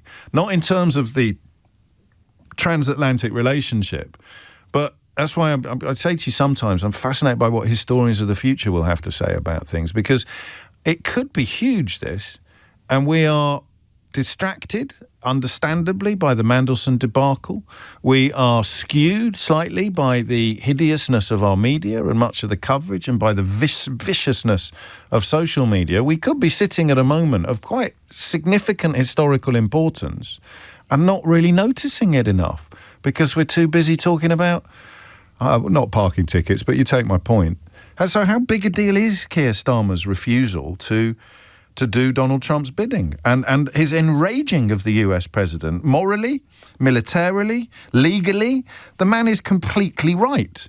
But he's leading a country full of commentators and opposition politicians who accused him of being completely wrong. It's 11:31. Dominic Ellis has your headlines. James O'Brien on LBC. 11:34 is the time. I was going to write a thriller once. Someone's probably done this. But I had an idea that it's a bit Dan Brown, this. Well, I say I was going to write a thriller. You know what my late father used to say to me every time I told him I was writing a book? It's a Peter Cook joke, but he delivered it rather well. He used to say, "Neither am I, son, neither am I." And then, of course, by the time I wrote some books, the poor fella had passed away, so I never got to gloat in his face about actually delivering 3 best-selling manuscripts. But I had this idea that there was a sort of document. It'd be a bit like the National Treasure films with Nicolas Cage, or a Dan Brown novel, but politics rather than religion. And there was a document that would somehow undo the American War of Independence. It would prove that America never had the right to declare or something like that. And it was pathetic, and it was a ridiculous idea. And as soon as I spoke to historians about whether it was in any way plausible that such a document could exist, they were unanimous in their view that it couldn't. But I am kind of thinking, as Steve suggests in a text, that we could start reviewing the United States claim to Texas. We could invoke some, some historic precedent. That's how pathetic Donald Trump is today when he says that the Pentagon is considering, or when we discover that the Pentagon is considering a review of Britain's claim to the Falkland Islands. The problem that we have is that this is simultaneously ridiculous and important. That's Donald Trump. If you leave the depravity aside for a moment, and I appreciate that that's difficult, all that we are talking about is simultaneously ridiculous and important. He's going to steal Greenland. He's going to invade Greenland. Ridiculous, important. Ridiculous, because of course the US president isn't going to claim that he's going to invade Greenland. Important, because the US president has claimed that he's going to invade Greenland. We're going to review Britain's claim to the Falkland Islands. Ridiculous. It's nothing to do with you. But they kind of helped themselves to Venezuela the other day. So, important. Can't be ignored. What would it mean? I do not know. Could we muster up a task force now to send to the South Atlantic like we did in 1982? It seems unlikely. But maybe we could trigger NATO Article 5 if the Argentinians were to invade again. Is Donald Trump saying to the chainsaw dude in Buenos Aires that if he were to launch a military campaign against the Falkland Islands, then America wouldn't do anything to help us? In which case you just remind them that they didn't do anything to help us last time, really, to speak. So what does it mean? And why isn't Keir Starmer, given that this is yet more proof of just how enraged Donald Trump is by Keir Starmer's actions, why isn't Keir Starmer getting more credit for his actions in this country? Rebecca is in Glasgow on a better line. Rebecca, what would you like to say? Have I climbed out the well? That's perfect, yes. What have you got? Great. I have a big issue with him threatening punishment on people who do not follow his lead. Acquiesce. The problem is that everybody has tiptoed around him all this time, so he's come to expect it. And when people put their foot down, he goes into this childlike way of, well, I'm not, looking to punish. But the problem we have here is that he is the most powerful man in the West. But he is driven by his admiration of authoritarian characters. And he sees Putin going into another country and claiming land that isn't his. Yes. And he wants to do the same. This is a land grab that he's on. Well, you're taking it seriously. You think he's got his eye on the Falklands? Yes. Well, it's not much use to him. No, it might not be. But then I actually think these are land grabs. He's colonising. He would look at this, he would review this and say, no, you didn't have a claim. We'll take it under our wing. And we have to take Greenland seriously. We have to take Canada seriously, because this man is not firing on all four cylinders. And the problem is that he is being backed up by people who are, if he were to be removed from post, they would then continue what he's doing, and there's no 25th for them. So the Allies need to get together, and they need to stay on the same course, and they need to do it in strength, because this man is just going to chip away at everyone. And we're going. I don't know what Project 25 says in detail, but there is something driving this man other than his insanity. It wasn't big on foreign policy. I haven't read the whole thing, but I don't think. I mean, certainly, absolutely unquestioning support for Benjamin Netanyahu is intrinsic to the Trump administration, but I don't think there was much there about imperial ambition in Project 2025. Rebecca, you mentioned Putin. I find it extraordinary that we don't talk about this more, about how the only thing you can say with absolute certainty regarding Donald Trump is that he will never do anything that particularly confounds, frustrates or upsets Vladimir Putin. So now he's weakening NATO. This memo put together in the Pentagon talking about the expulsion of Spain from NATO, talking about the betrayal, if you like, of European allies, reassessing of diplomatic support for European, quotes, imperial possessions, end quotes. And Putin must love this. Looking at the European Union coming under attack from the President of the United States of America, looking at NATO coming under attack from the United States of America, looking at Ukraine, the leader of Ukraine being humiliated and insulted by the President of the United States of America. The list of things that, it's almost like a Christmas list. It's like Vladimir Putin's present list. He's delivered to Santa, and Donald Trump keeps just ticking them off, and we don't talk about it enough, do we? No, and I think, if you look at what Duggin's manifesto was, it was about claiming landmass outside of the kind of Soviet-era lands. Now, basically what Trump is doing is all the hard work for Putin. He would claim all these lands, and because Trump is a Putin stooge, he could basically just turn around to Trump and say, right, hand it over. I don't dismiss any claims about Donald Trump anymore, because anything is possible. I don't know what people's favourite moment was as proof that anything was feasible for this madman, but probably Greenland. The idea that he genuinely had designs upon sovereign European territory. So I'm not going to argue with Rebecca about the land grab angle. I don't agree with it personally, but I could be wrong. And 6 months down the line, it may be obvious that you were right. But in terms of what it would mean now, it's just bonkers that he's even saying it out loud. Absolutely bonkers. And yet, here we are, ridiculous and important at the same time. 11:42 is the time. Thank you, Rebecca. Matt is in Bishop Stortford. Matt, what do you reckon? Hi, James. Your previous discussions queued up this quite well, really. So I wanted to make a couple of points, and then where might it go next? Yes.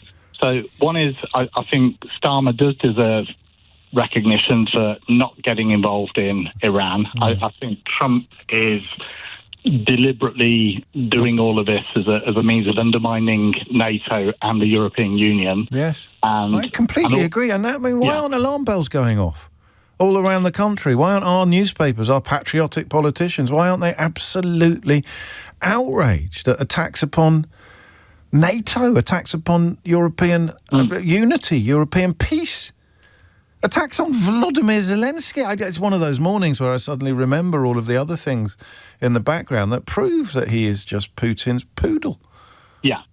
Yeah. So, and maybe it's that they're kind of beholden to him for kind of where they've ended up, the likes of Farage and such like.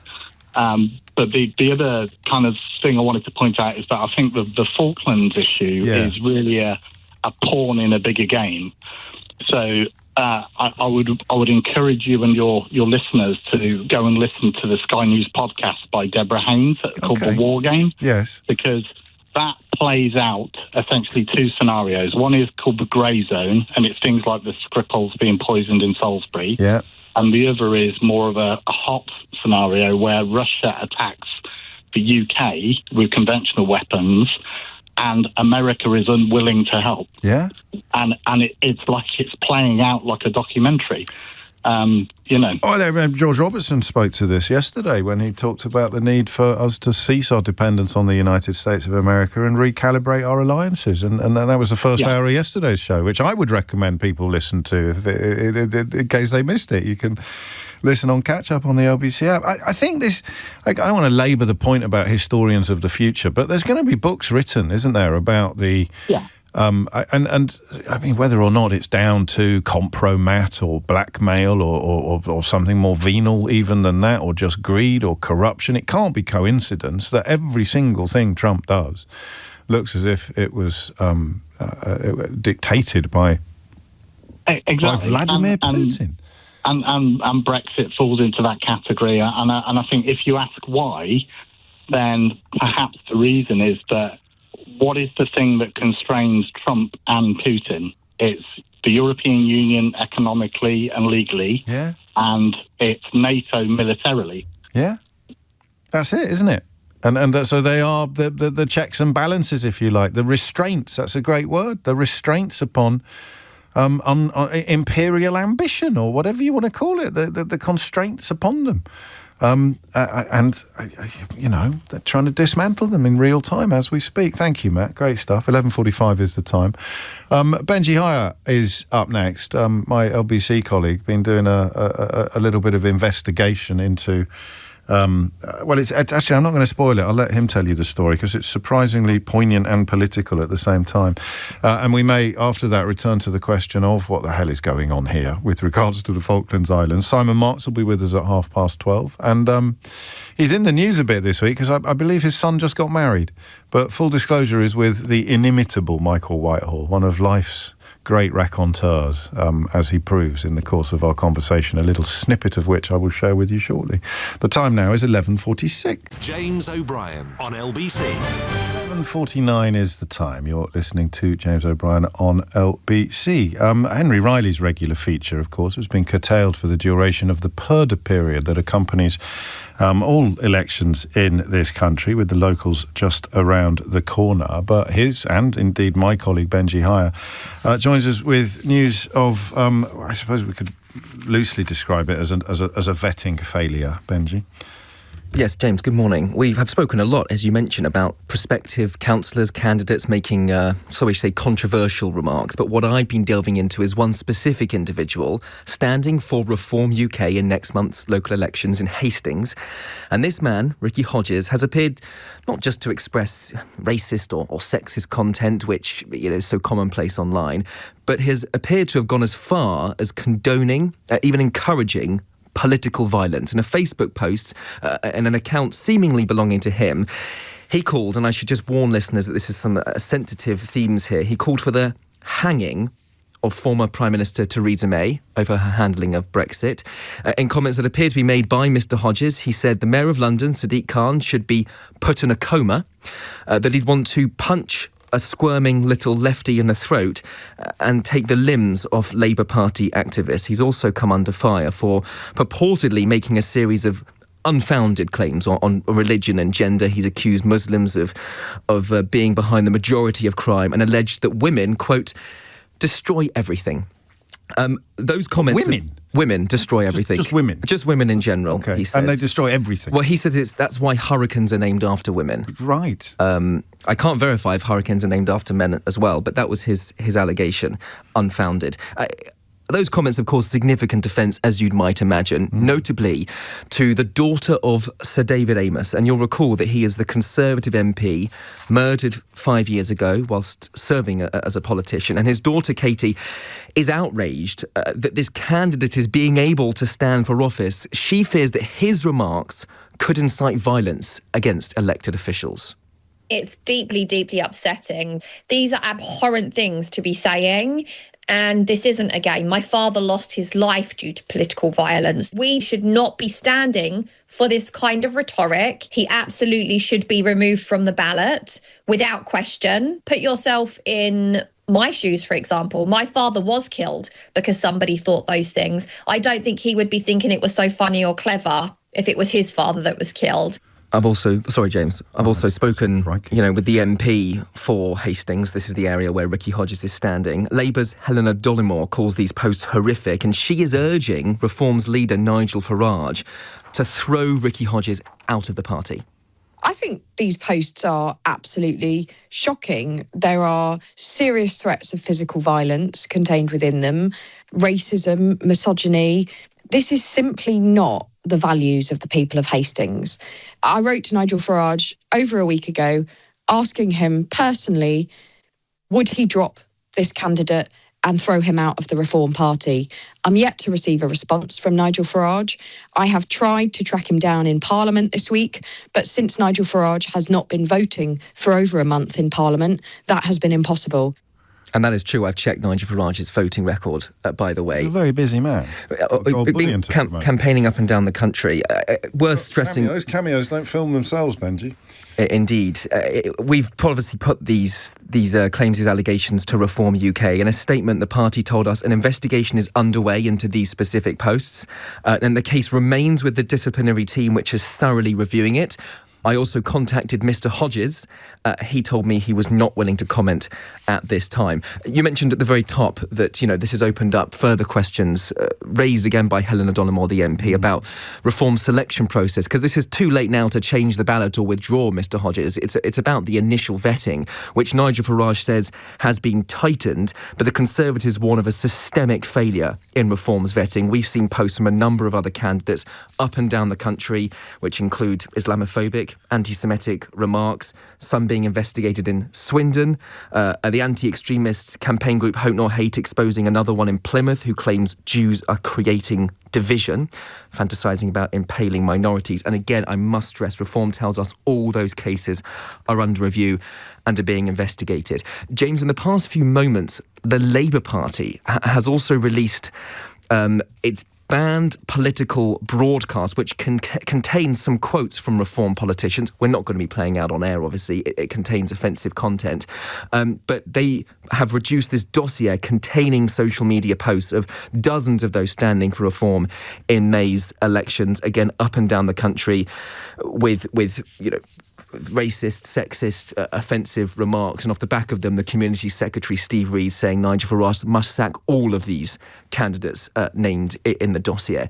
There is something worth pondering here more widely as well, which is the concern that's been raised by many campaigners off the back of this online activity, not just by Reform, by other parties, candidates of all parties, and how they pose a threat, a genuine threat to democracy, and how they dissuade, kind, proper debate. The charity set up in the name of Joe Cox, the Labour MP, assassinated nearly a decade ago, is calling for a much kinder politics as we approach polling day on the 7th of May. And here is the organisation's CEO, Olivia Field.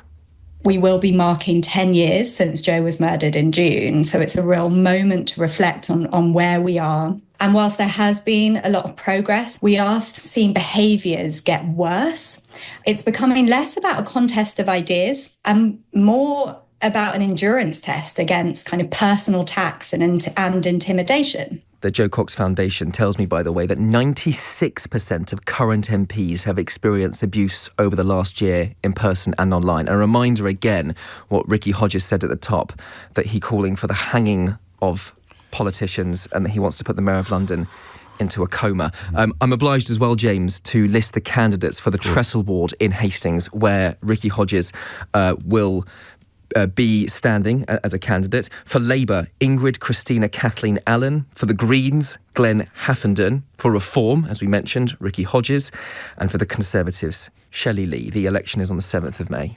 Thank you, Benji. Benji Hyer there for LBC, looking at the latest results of, in this case, Reform UK's vetting processes. I don't imagine that will be the last we hear of vetting processes, but as Benji suggested, there are problems being faced by all parties. 11:56 is the time. Speaking of problems, back to Donald Trump. Oh, just before you go, Benji, Hurricane Andrew. In 1990, there was a Hurricane Andrew. There was a Storm Dave recently. I don't know. So are you suggesting that this man who made these allegations isn't telling the truth necessarily, James? Suggesting he's no Michael Fish. Okay. It is 11:56. Jonathan's in Glasgow to steer us back to the conversation about Donald Trump, the Falkland Islands. Well, you tell me, Jonathan, why did you pick up the phone? Good morning, James. So I'm a serving officer in the military, and we recently just come off a course where essentially we analysed the Strategic Defence Review, which was, put out by the United States, and yes. One of the essay question that we had to write was, does it pose a threat to the current sovereignty of the Falklands Isles? Crikey. So it just so happens, that was a bit of foresight from the course that this has come up. And essentially my conclusion was that it holds no strategic value to the United States, so, it doesn't really matter to them.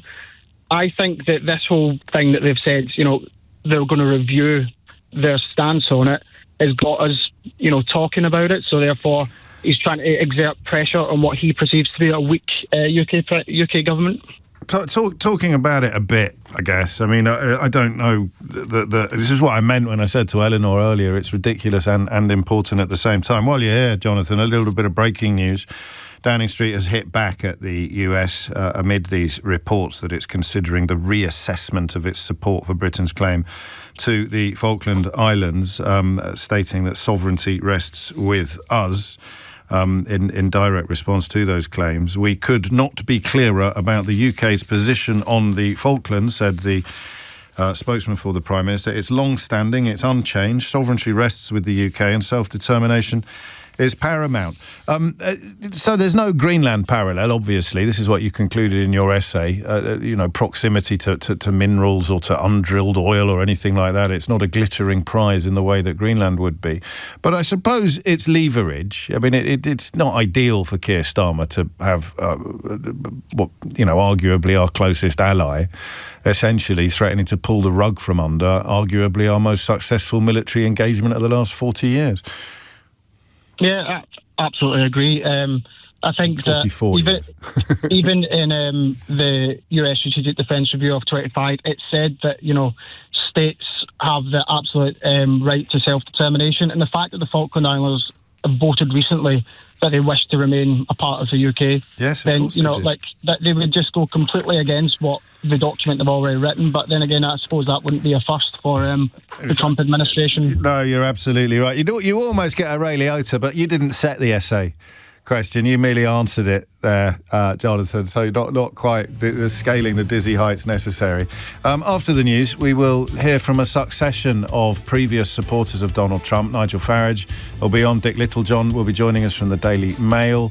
Boris Johnson will be here. Kemi Badenoch's coming on, all to explain how disgusted and outraged they are that Donald Trump should not only threaten to reassess the United States' view of the Falkland Islands, but also, of course, malign the memories of the British servicemen and I suppose to an extent the Argentine service personnel who died during that engagement back in 1982. 255 British troops died defending that territory.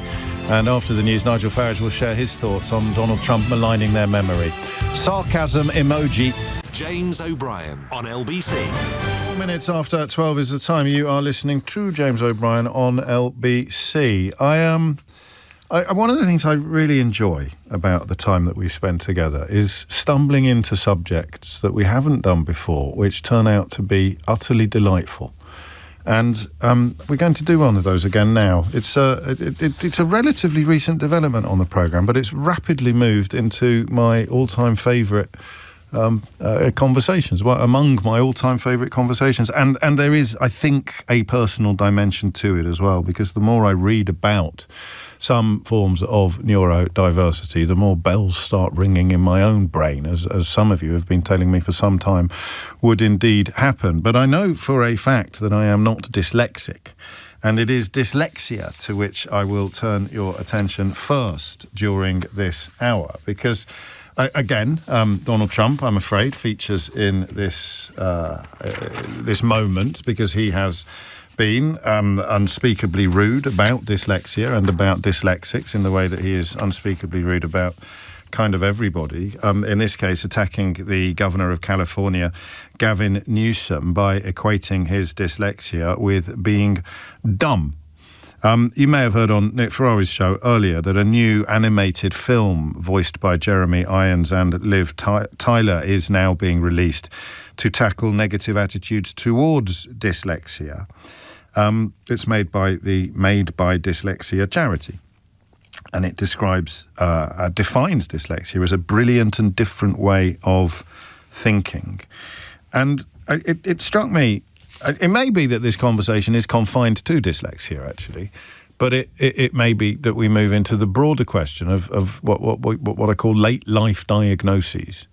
Because I don't know how old you are, but in my mind, it's children who get diagnosed with dyslexia or with ADHD. And of course, that's increasingly not the case. It's more and more adults are discovering later in life that there is a reason why things that they thought were, I don't know quite what the word would be, to be honest with you, but things that I don't want to say normal. I don't think normal has much space in any of these conversations, but things that you thought were your faults, that's the way to describe it. Things that you thought were your fault and that other people felt were your choices or your failures were actually nothing to do with you and nothing to do with choices. Dads and mums taking children for ADHD assessments and recognising that they themselves have it, experience a real liberation, a real sense of growth. And we've had that conversation a few times, but we haven't had the dyslexia conversation. It comes up in full disclosure quite a lot. The one who really resonated for me as a guest, and there have been a few, was Brian Conley, who clearly lived throughout his childhood with a sort of dark cloud hanging over his head, in that he thought he was stupid. And he had teachers that repeatedly told him that he was stupid. Whereas, in fact, he had dyslexia. He has dyslexia. And it's a fascinating interview, actually, that. And we touch on this quite a lot. And it's really stayed with me. So some of those interviews really do stay with me. I've enjoyed all of them, every single one except one, but I'll never tell you who that was. I've enjoyed all of them. And by the way, the one that I didn't enjoy was with someone that I really like. It was probably my fault that the interview didn't go very well. But some of them really stay. Last week's with Marcus Brigstock, I can tell from my Blue Sky account, you have been touched by that in ways that other interviews perhaps haven't touched you. And the one with Brian Connolly, similarly. When people speak about... There's something about successful people discussing vulnerability that can be incredibly powerful. When it's authentic and honest, it can be incredibly powerful. And because, we live in a world where we probably worship the wrong things, and fame and success and celebrity probably get far too much attention and far too much importance attached to them. But when people who have all of those trappings of success display and describe their own vulnerabilities and their own battles, it serves a really helpful purpose for people who are not famous or high status, who are suffering from similar things.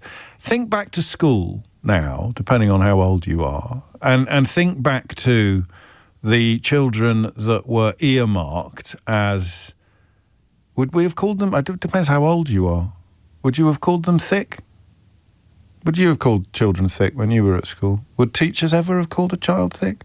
That's going to depend on age, but you have an image, even if you weren't subjected to furious and constant assessment, academic assessment. You have an image you can think back to the children who were bottom of the class, can't you? You just can. Now, think about them for a little moment longer and tell me whether or not any of them were really funny, like witty, like really good jokers, or brilliant at other things, like art, for example. But the kids who were earmarked as bottom of the class, the likelihood for me, I'm 54 years old, so dyslexia was just coming in to common parlance during my school days. And too late for some of my contemporaries, too late for some of my peers, because they'd already been sort of handed the mark of Cain. They'd already been earmarked as, I'm going to use the language that was used at the time. I don't think it's going to cause any offence. Thick. They were earmarked as thick kids, stupid children. And they carried that. Not just that label, that stigma, but that sense, dunces. Well, you think back to the Beano. What was the likelihood that the kid in the corner of the classroom with a dunce's cap on his head had dyslexia? Because if you struggle with reading and writing, then everything is a million times harder for you than it is for everybody else. But you didn't know. You didn't know. Some classrooms, Jane reminds me in a text, there'd even be a table. There'd be a table for the children who were bottom of the class, like the sick kids table. How many of them, do you reckon, looking back, probably had dyslexia? When we talk about naughtiness, we're probably talking about neurodiversity or ADD or ADHD. You think back to the children who were constantly getting into trouble, and I was one of them, and oscillating between being in trouble and feeling awful, feeling shame, and why am I in trouble again? I don't want to be in trouble. I don't want to be. I'm not like, and that probably, when you think back to those children, they were probably neurodiverse. They probably had ADHD. But when you think back to the children, I wish this language wasn't so cold. You think back to the children who were widely regarded as being thick. The chances are they were dyslexic. I'm trying to think of the other guests. If you've listened to the interviews, you can remind me, because it's not just Brian. There have been other guests on Full Disclosure who've talked about the determination to succeed in life, to propel themselves forward, to prove to people, including themselves, that they are not stupid. There's a slight danger in those stories, because it could so easily have gone the other way. If everybody keeps telling you you're stupid and you're never going to amount to anything, you might believe them. That's a heartbreaking prospect. You might actually have your wings clipped permanently by very early experiences of abuse, actually, to be labelled in that way. There's two things here, isn't there? There's the perception of stupidity, but there's also the perception of laziness or choice. You are choosing to hand in bad homework. You are choosing not to work hard in class and therefore understand what's on the blackboard, whereas actually you can't. One of my favourite distinctions that runs through many of the conversations that we have is the difference between can't and won't. And one of the greatest tragedies of childhood is when people that can't are labelled as being people who won't. When children who can't do something are labelled as children who won't do something, as if they are deliberately choosing to be obstreperous or objectionable or naughty, or in this case, academically below par. Jamie's amazing, isn't he? Jamie was on the telly last night, looking extremely cool, I felt, for a man of a similar age to me. But Jamie Oliver is another one whose dyslexia was absolutely baked into him, if you pardon the pun, at a very, very early age. He tells a story about the teacher, the special needs teacher, arriving in his classroom to take the special needs children away. Jamie's younger than me, actually, so the special needs was becoming a thing by then.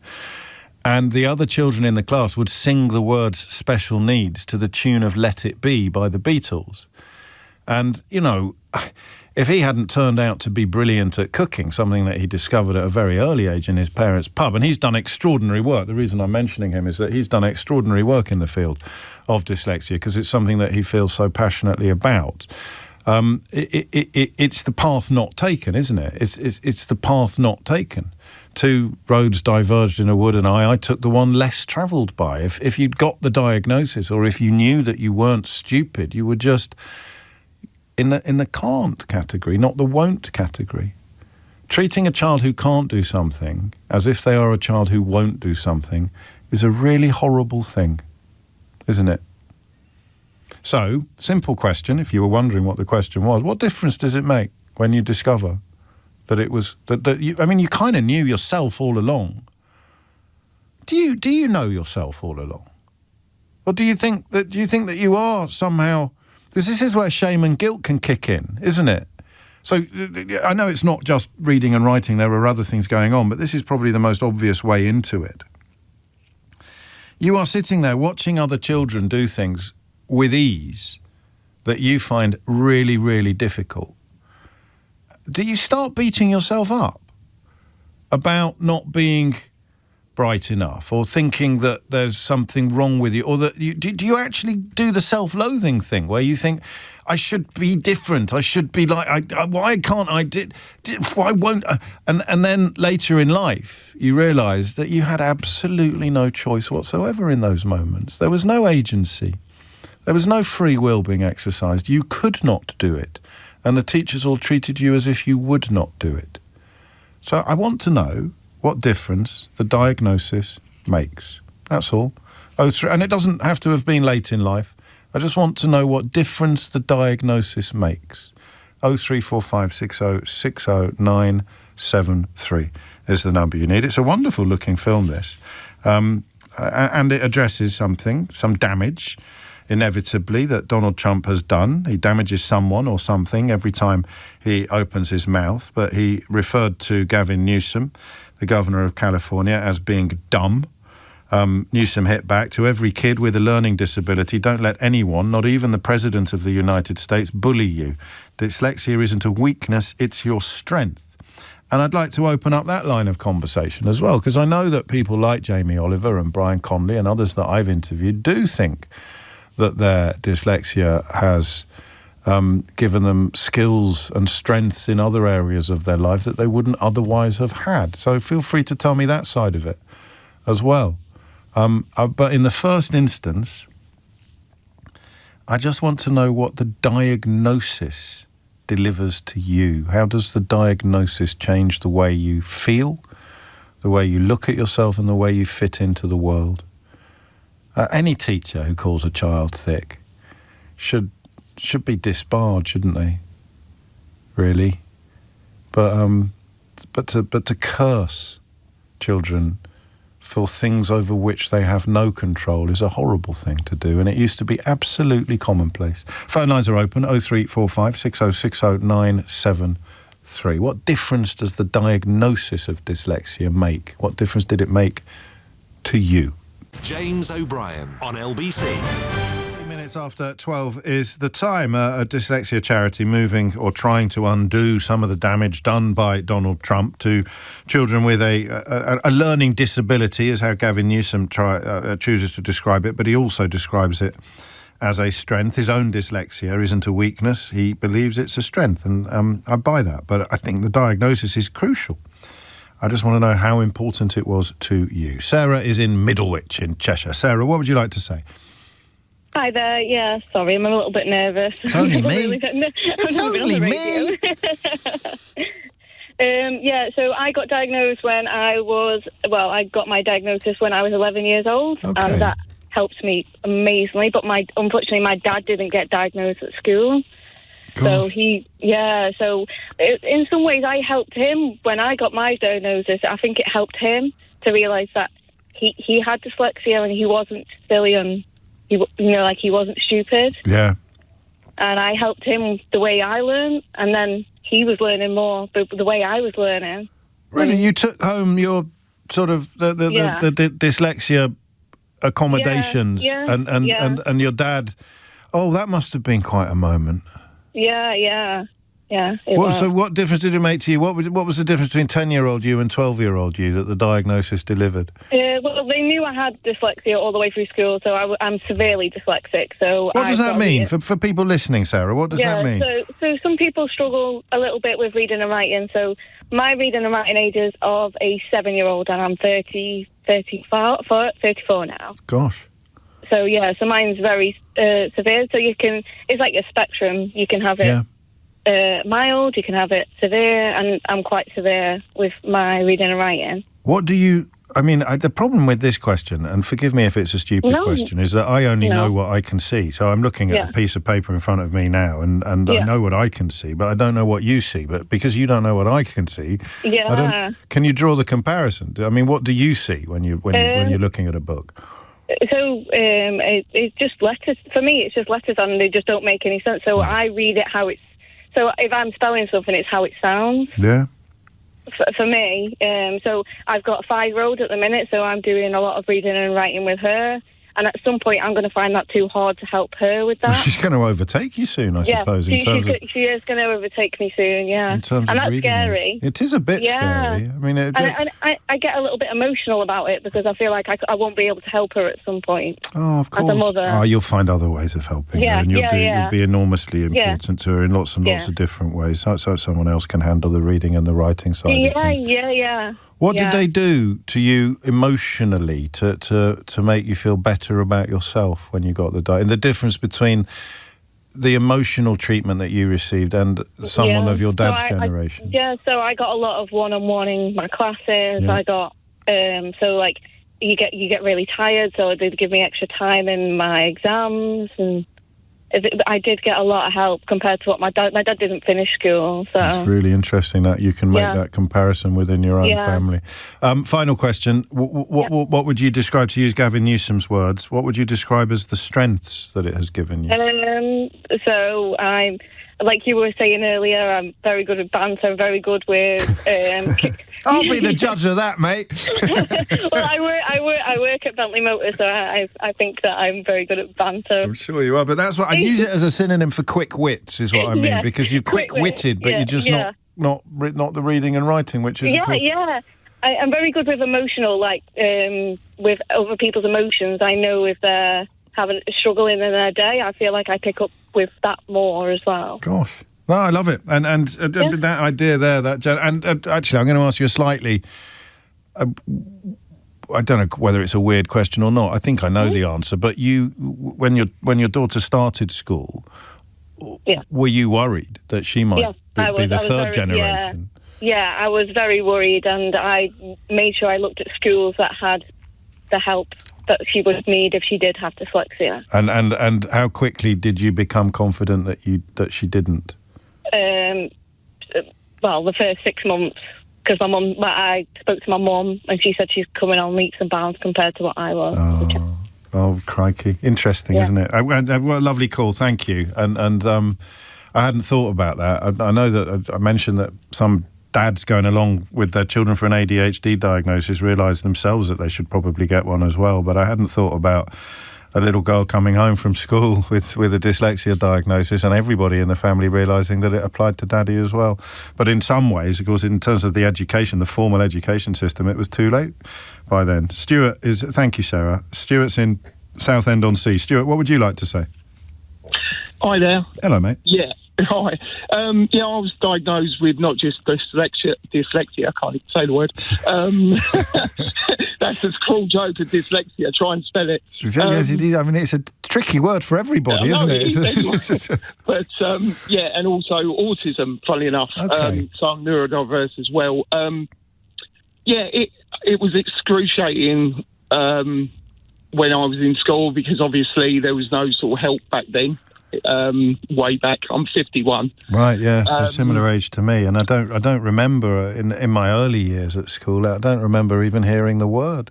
No, see, or autism. I knew it was different, obviously, and basically, I remember having cold sweats in English when they used to tell you to stand up and read in front of the class. And obviously my reading was terrible, all the way through schools, but then I got diagnosed with classic dyslexia. How old were you when you got diagnosed? I'm terrible with dates, ages, everything. That's one thing that people don't realise with dyslexia. You can't organise with dates. Okay. You're terrible with keeping appointments and stuff like that. But these are classic examples of can't, not, won't, because if you're late or you miss an appointment, I'm going to jump to the conclusion that you're out of line, that you don't care, that you're ignorant and rude. I've missed so many appointments, it's unreal. But also directions are terrible. You know, the invention of sat-nav is just godsend. Just follow the instructions. Exactly. So, the educational psychiatrist says that it's a trouble with visualising things in your brain. So when you read over, you have to read it again and again and again for it to sink into your brain. Yeah, fair enough. Because you can't visualise it. So it is. But going to your point, knowing what I've got, understanding your enemy, not to be too negative, is a case of I'm not fit. I'm not stupid, because that's how you feel when you're younger. That is how you feel. And that's how you're sort of made to feel, not by people telling you that, but you see your peers getting on better than you. You sort of reach that ceiling where you can't learn anymore. Gosh. So, it is good to know, let's put it that way. And how more understanding is the world around you now than it was when you were younger? I was just saying to your colleague, it depends which arena you're in. Hit and miss. I was in an office arena, right, and they were not sympathetic at all. Oh, no. Even though they came across, they had everything in place about supporting you with certain things, but it was utter tick boxing. Yeah. And the job that I'm in now is completely different. They're looking after you properly. Yeah. It's funny, isn't it? Nice one. I mean, I can't imagine what it's like to grow up thinking that you're daft or silly or stupid or thick, and then realising that you're not. It must be a moment of extraordinary liberation, Stuart. Oh, yeah. It affects, it does, like you said, funny enough, you punishing yourself. Yeah. It affects your self-esteem hugely. Of course it does. And then when you realise that you had absolutely no role in this process, it frees you of some of that guilt and shame. Is it immediate, or do you have to work on it? Do you have to work on being kinder to yourself? Well, yeah, you do all the time, regardless. Yeah.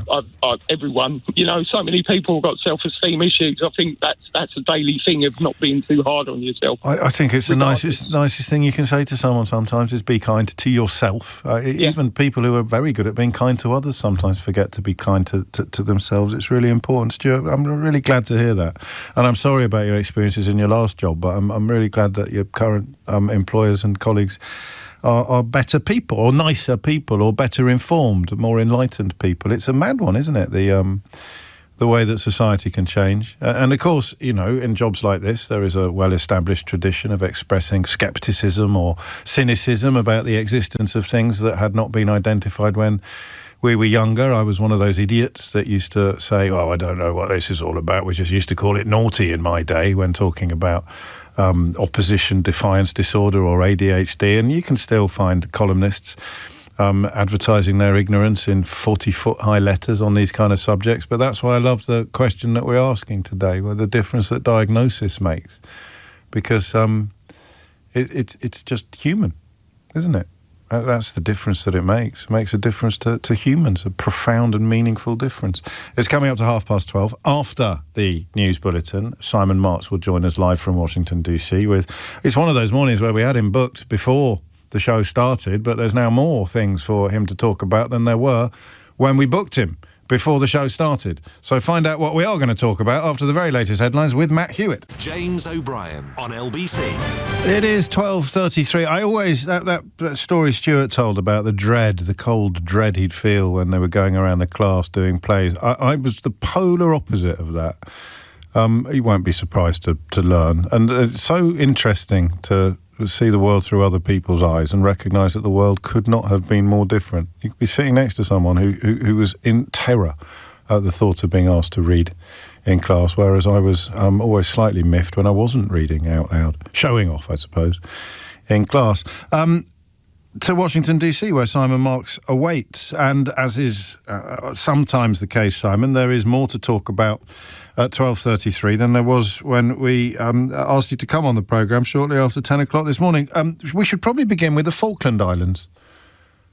Yes, absolutely, James. And I think we should probably begin with the fact that you and I have both missed a major chance here. Because if 24 hours ago we had placed a bet on Polymarket or Kalshi to say that we'd be talking today about the Falkland Islands, we would be quids in, a bit like the soldier here who was suddenly accused last night of placing bets on one of those two platforms over the military operation in Venezuela and trousering $400,000, who's now been arrested. Look, it is extraordinary that as we wait for the King and the Queen to arrive here in Washington next week, we are now talking about the Falkland Islands because of this leaked Pentagon document that suggests that in a whole raft of reprisals that the United States and the Trump administration is thinking of taking towards NATO members, one of them is to renounce the notion that the UK has any sovereign right to the Falkland Islands, which of course would be a massive gift to Donald Trump's mucker in Buenos Aires, Javier Milei, and would also, very neatly from Donald Trump's perspective, further punish Keir Starmer, something that he can't stop talking about here, even as we prepare for the state visit by the King and Queen that is supposed to be marking the beginning of America's 250th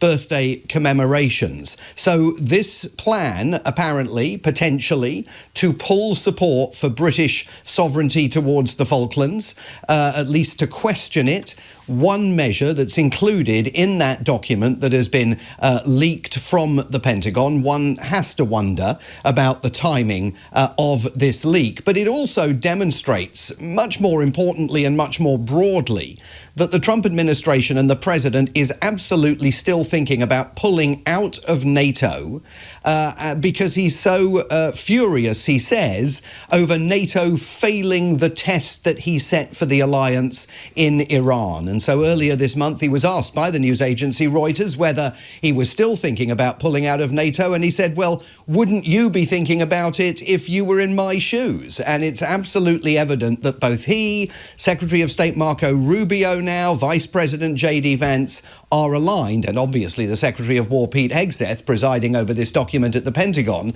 absolutely aligned in terms of threatening to pull the rug out completely from under the transatlantic alliance that has kept the peace in Europe for 8 decades.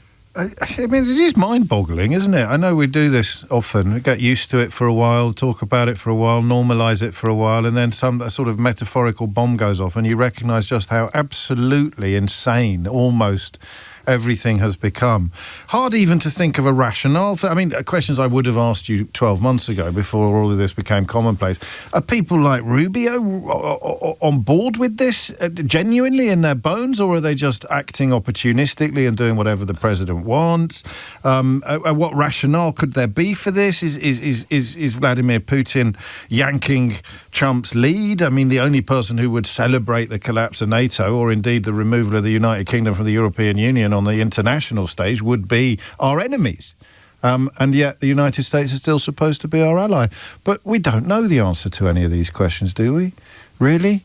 Well, I do think it's important to put into its historical context the Falklands and the United States and its relationship with the UK, because you and I were both young lads when that war took place, and remember that at the time President Ronald Reagan was very dubious about Margaret Thatcher's decision to send the fleet to the South Atlantic, and indeed was urging her on numerous occasions to strike a deal, a phrase that of course has even more resonance now than it did back in 1982. do with the Argentinian government, and she absolutely pushed back and said, no, we've got to draw a line, if not in the sand, in the water, certainly a line on the soil of the Falkland Islands, and make it absolutely clear that the aggression of the Argentinians was not going to stand. So America has always been, dating back to 1982, wobbly on the Falklands. What the Trump administration would say is their national security strategy decrees that the Western Hemisphere is their unique sphere of influence. They've demonstrated through the attack on Venezuela and through various other things they've been up to, including the conversations they're having with the government of Cuba, that they intend to be the dominant power in America's own Latin American backyard. And Donald Trump is furious, obviously, with the Prime Minister. Not only furious with the Prime Minister, wants to undermine the Prime Minister at every turn in order to grease the wheels of Nigel Farage and Reform UK in an effort to get his man into number 10 Downing Street. And so this is all redolent of the fact that... Another Vladimir Putin fan. I don't think we should stop mentioning that. It's out there in plain sight. No, well, and speaking of Vladimir Putin, I mean, the other thing we learnt last night, which is going to be a massive challenge for number 10, is that the President of the United States intends to invite Vladimir Putin to attend the G20 summit that is going to be held on the outskirts of Miami at Donald Trump's own golf club, just to underscore the nature of the event, in October. And that is going to be a massive problem for number 10, for the Elysee Palace, for leaders throughout the G20, who will now have to decide two things. One, are they willing to attend a G20 that's going to be held at Donald Trump's personal property?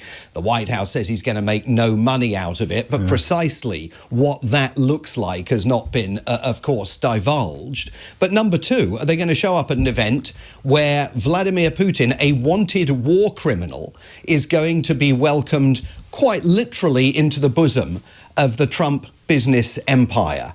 So that is another question that is hanging over the royal visit, the relationship with number 10, and again, the fact that it was disclosed last night, revealed last night, that invitation by the State Department is apparently about to go out to the Kremlin, seems not to be entirely coincidental. Pretty much every other country around that table would arrest Vladimir Putin if he set foot on their soil. What would be required to arrest him because of their support for the tribunal. The United States, of course, as we've already seen through Vladimir Putin setting foot on Alaskan soil, the first time the Russian leader had been welcomed to set foot on American soil in over a decade, as we've seen through that first summit and now this apparent invitation that's going to him to attend the G20. This administration has absolutely no compunction about allowing him to set foot on American soil because they, of course, argue they're not bound by the arrest warrant. Same with Netanyahu, actually, while we're discussing such matters. Well, thank goodness then, despite all of this, that Donald Trump hasn't been rude about any of the King's children, given the imminence of the state visit. Yeah, well, why don't we have a listen to what Donald Trump had to say yesterday about the upcoming state visit, and listen to all of this because it is so revealing on multiple levels. It all started with a question to the president yesterday about Prince Harry. Prince Harry today has said that he would like to see you do more to end the war in Ukraine. Do you think it's appropriate for a royal to make those comments ahead of the visit on Monday? Prince Harry? Yes, sir. How's he doing? How's his wife? Please give her my regards, okay? No, I don't know. I think I know one thing. Prince Harry is not speaking for the UK. That's for sure. I think I'm speaking for the UK more than Prince Harry. But I appreciate his advice very much. Would you have great invited advice him to the dinner, to the state visit? Well, I look forward to the dinner. We're having King Charles come. He's a friend of mine. We're really looking forward to it. We've spoken, and we're going to have a great time. I tell you, if I had that ballroom built, it would be filled. I wish we had more seats. We're going to have very great people that love the UK. I love the UK. I think they made a big mistake on energy. You should open up the North Sea in Aberdeen. You should open it up. And the other thing is they've made a big mistake on immigration. Now, there's an awful lot in that, starting with the sarcasm that the president offers when he's asked about Prince Harry and Meghan Markle. He has disdain for both of them. That's on the public record going back a long while. Then getting to a point where he actually says, I'm speaking for the UK, which of course is a ludicrous position for any president of the United States to take when referring to any other government. But then we get absolute clarity about the eggshells upon which the King and the Queen will be walking next week when they are here in Washington, D.C. I mean, he goes off on the riff about the ballroom, and we cut that down a bit because it's a long riff about the ballroom, but he immediately goes to the ballroom, and it's a great shame he hasn't got more seats for the dinner that's going to be taking place next week. But then manages to take himself immediately to hitting out at the Prime Minister and once again raising the issue that he believes the Prime Minister has made a major mistake by failing to authorise more drilling in the North Sea off the coast of Aberdeenshire for oil, and of course by not supporting him on Iran. So how all of this is going to be choreographed next week, when the King and the Queen are with him and when they are not with him, and he has access to reporters, including now propagandists in that White House briefing room who are going to ask questions about the president's view of the UK even while the King and Queen are here. Is he going to adopt normal convention and basically zip it and basically button it until they've gone? Or even, and then after that, of course, it'll be open season again, but even while they're here, there's a tremendous risk that it's going to be open season again. Do you briefly, do you think he can? Do you actually, I mean, you watch him more closely than most people do. No, he's not capable of doing what you've just described, is he? No. No, not capable. Not capable of being in a position where he stops transmitting. This is a man who is transmitting 24/7, whether it's verbally, in person with reporters, on his social media feed, even this week texting reporters, because he actually thinks transmitting is governing. Right. And he doesn't understand that governing is stuff that you do when you're off camera, when you're not in front of reporters, when you're not constantly messaging. He thinks, he conflates the two. They're both the same. John Phelan, finally. Who's he and what's happened? Well, he was the US Secretary of the Navy, and he was suddenly defenestrated by Pete Hegseth, the Secretary of War, a couple of nights ago, to everyone's great surprise. We all thought they must have had a row over the stewardship of the Iran war and the conduct of the United States. It was interesting, by the way, to hear President Trump yesterday insist that he won't use nuclear weapons on Iran. At least that was put on the record yesterday. We now know that the reasons for John Phelan's departure relate directly to presidential anger over the fact that the Navy Secretary was deemed to be dragging his feet over the commissioning of $17 billion worth of new battleships that, and I am not making this up, the president wants to name after himself. Wow. Trump-class battleships that are going to be equipped with rail guns and laser-guided weapons systems that the Pentagon itself concedes have not so far performed flawlessly in testing. So big questions about a lot of the technology that's supposed to be going to be included in these fast, custom-designed battleships that President Trump has shown us the designs of in various White House events over the last few months. Phelan was accused by the president of dragging his feet, and so basically was fired by the president in person at the White House on Wednesday, and then replaced by his deputy. A man who, and I am again not making this up, has previously articulated the viewpoint that parts of California are being taken over by witches. And yes, he has said that. It is on the record. He's made a whole host of other intemperate remarks on various issues. But he actually has argued that the Wicca community is taking over parts of California. Actual witches. As it, sort of hubble, bubble, toil and trouble territory. Yeah. He's also said... members of the Wicker community. I think we should be careful because, that in his telling, that's the way that he views members of the Wicker community. No, an important clarification. I don't know if you can clarify this. He's also said that the military should be recruiting alpha males and alpha females who are going to rip out their own guts, eat them and ask for seconds. Oh. Yeah, but a bit of a dispute there between him and the Defence Secretary, Pete Hegseth, because, of course, the Secretary of War isn't very interested in recruiting alpha females. He wants... No females. He's very into the maleness of the army. I need to tell you, I have a listener who I'm very fond of, called Robert, who's getting very, very cross with us both for saying Secretary of War, because he quite rightly points out that Trump has not got the authority to change department names. How many times do I have to remind you? So I just wanted, to let Robert know that I have registered and heard his anger and his fury, and to point out, Simon, that when you deploy that phrase, you're doing so in a slightly ironic fashion. Well, yes, I often say the self-styled Secretary of War. Yes. Robert is absolutely right. It is still the Department of Defence, even though there are various places in the building where it says the Department of War, and he is still officially the Secretary of Defence. But at a time when the President calls him the Secretary of War, and he calls himself the Secretary of War, I do think if we carried on calling him the Secretary of Defence, we would also be slightly misleading listeners. So it's a complicated one. Indeed it is, but as ever, you navigate it perfectly. Simon, have a lovely weekend. Simon Marks there, our Washington editor, providing a characteristically perfect analysis of the latest madnesses to unfold in the United States of America. It's just coming up to 10 to 1.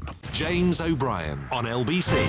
12:52 is the time. If you have detected over the years that we've spent together that I occasionally do a little bit of mirroring when I'm talking to people, most obviously I think when I'm talking to Irish callers, and I found myself saying grand in a way that Irish people do, but in a way that I never do unless I'm talking to Irish people. You may have noticed that it also happens with people who are very well spoken. I think you can take the boy out of public school, but you can't always take the public school out of the boy. Bizarrely, Michael Whitehall went to the same public school that I did. So if you do settle down to enjoy this week's Full Disclosure interview, in which Michael is the esteemed guest, you could be forgiven for thinking that you'd stumbled into an old episode of Jeeves and Wooster. But this, speaking of class, and we were both at a school where our backgrounds were considerably more ordinary than an awful lot of the people that we were at school with. But I think I'd done a decent job of asking him questions that he did a beautiful job of answering them, that will make some of these experiences, although quite personal, I hope they have a wider resonance, because nothing is more intrinsic to the English experience than class, is it? As this rather long clip, I think, amply demonstrates. Well, Rothwell was one of my best friends, and he was a very sweet boy, but much posher than me. And his parents lived in a manor house, Morbarth Manor in Devon.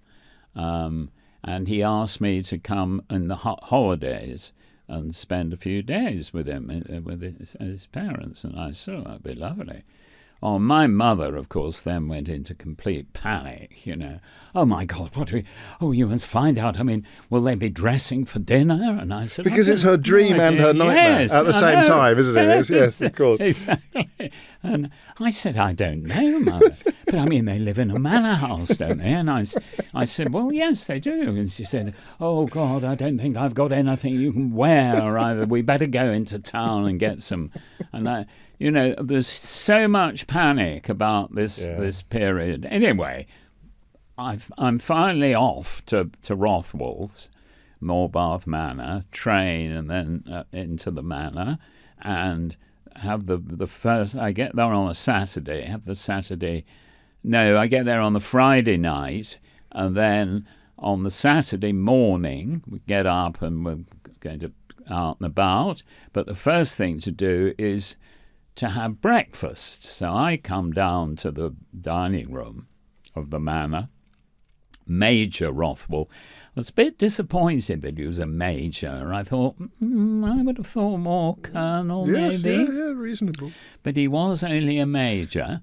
And I got down into the dining room ahead of everyone else, and I thought, well, there's no food here. I'll just have a cup of tea. So I had a cup of tea and a piece of toast or something. And I would have thought, a house like this, they'd come and there'd be a cook or something. Or a woman would come in with, eggs and bacons and mushrooms and omelettes and all that. But there was no sign of any of that. So I finished my toast and marmalade and tea, at which point the doors flung open and in came Major Rothwell. Good morning, old boy. How are you doing? And I said, I'm doing fine. Yes, thank you very much. No, they're really lovely to be here, and you have a lovely house. And he said, well, yes, we've been here, my grandfather, great-grandfather. So, not eating anything, I said, toast and marmalade? And I said, yes, I'm absolutely fine. Oh, because it's all over here. And he walked over to this side table where these silver dishes were, which I thought were sort of ornaments. And he lifted them up, and one had egg in it, and the other bacon, and he started putting all this food in his plate. And he said, are you sure you won't change your mind, old boy? And of course I was committed now. I'd had the toast and marmalade. I couldn't go back there. So off he went, and I felt stupid, and I thought I must remember and hungry. Stupid and hungry. And I mean, lots of other things happened in that weekend, but I mean, this isn't a movie of the week period. Well, it could be. It could be almost. So, yes. So then the return visit occurred, and Rothwell came to stay with us in Beckenham. And again, I mean, Nora was even more of a state, because you would have thought that Rothwell was going to be coming with, a retinue. Yes, a retinue of people. Anyway, so Rothwell arrives and dissolved to a similar situation in the morning. Rothwell comes down for breakfast, and it's all gone fine so far. Nora's been sort of fussing around and hoping I didn't say the wrong thing. And Jack, I think, had been sort of banned from the house almost because he might be common and say the wrong thing.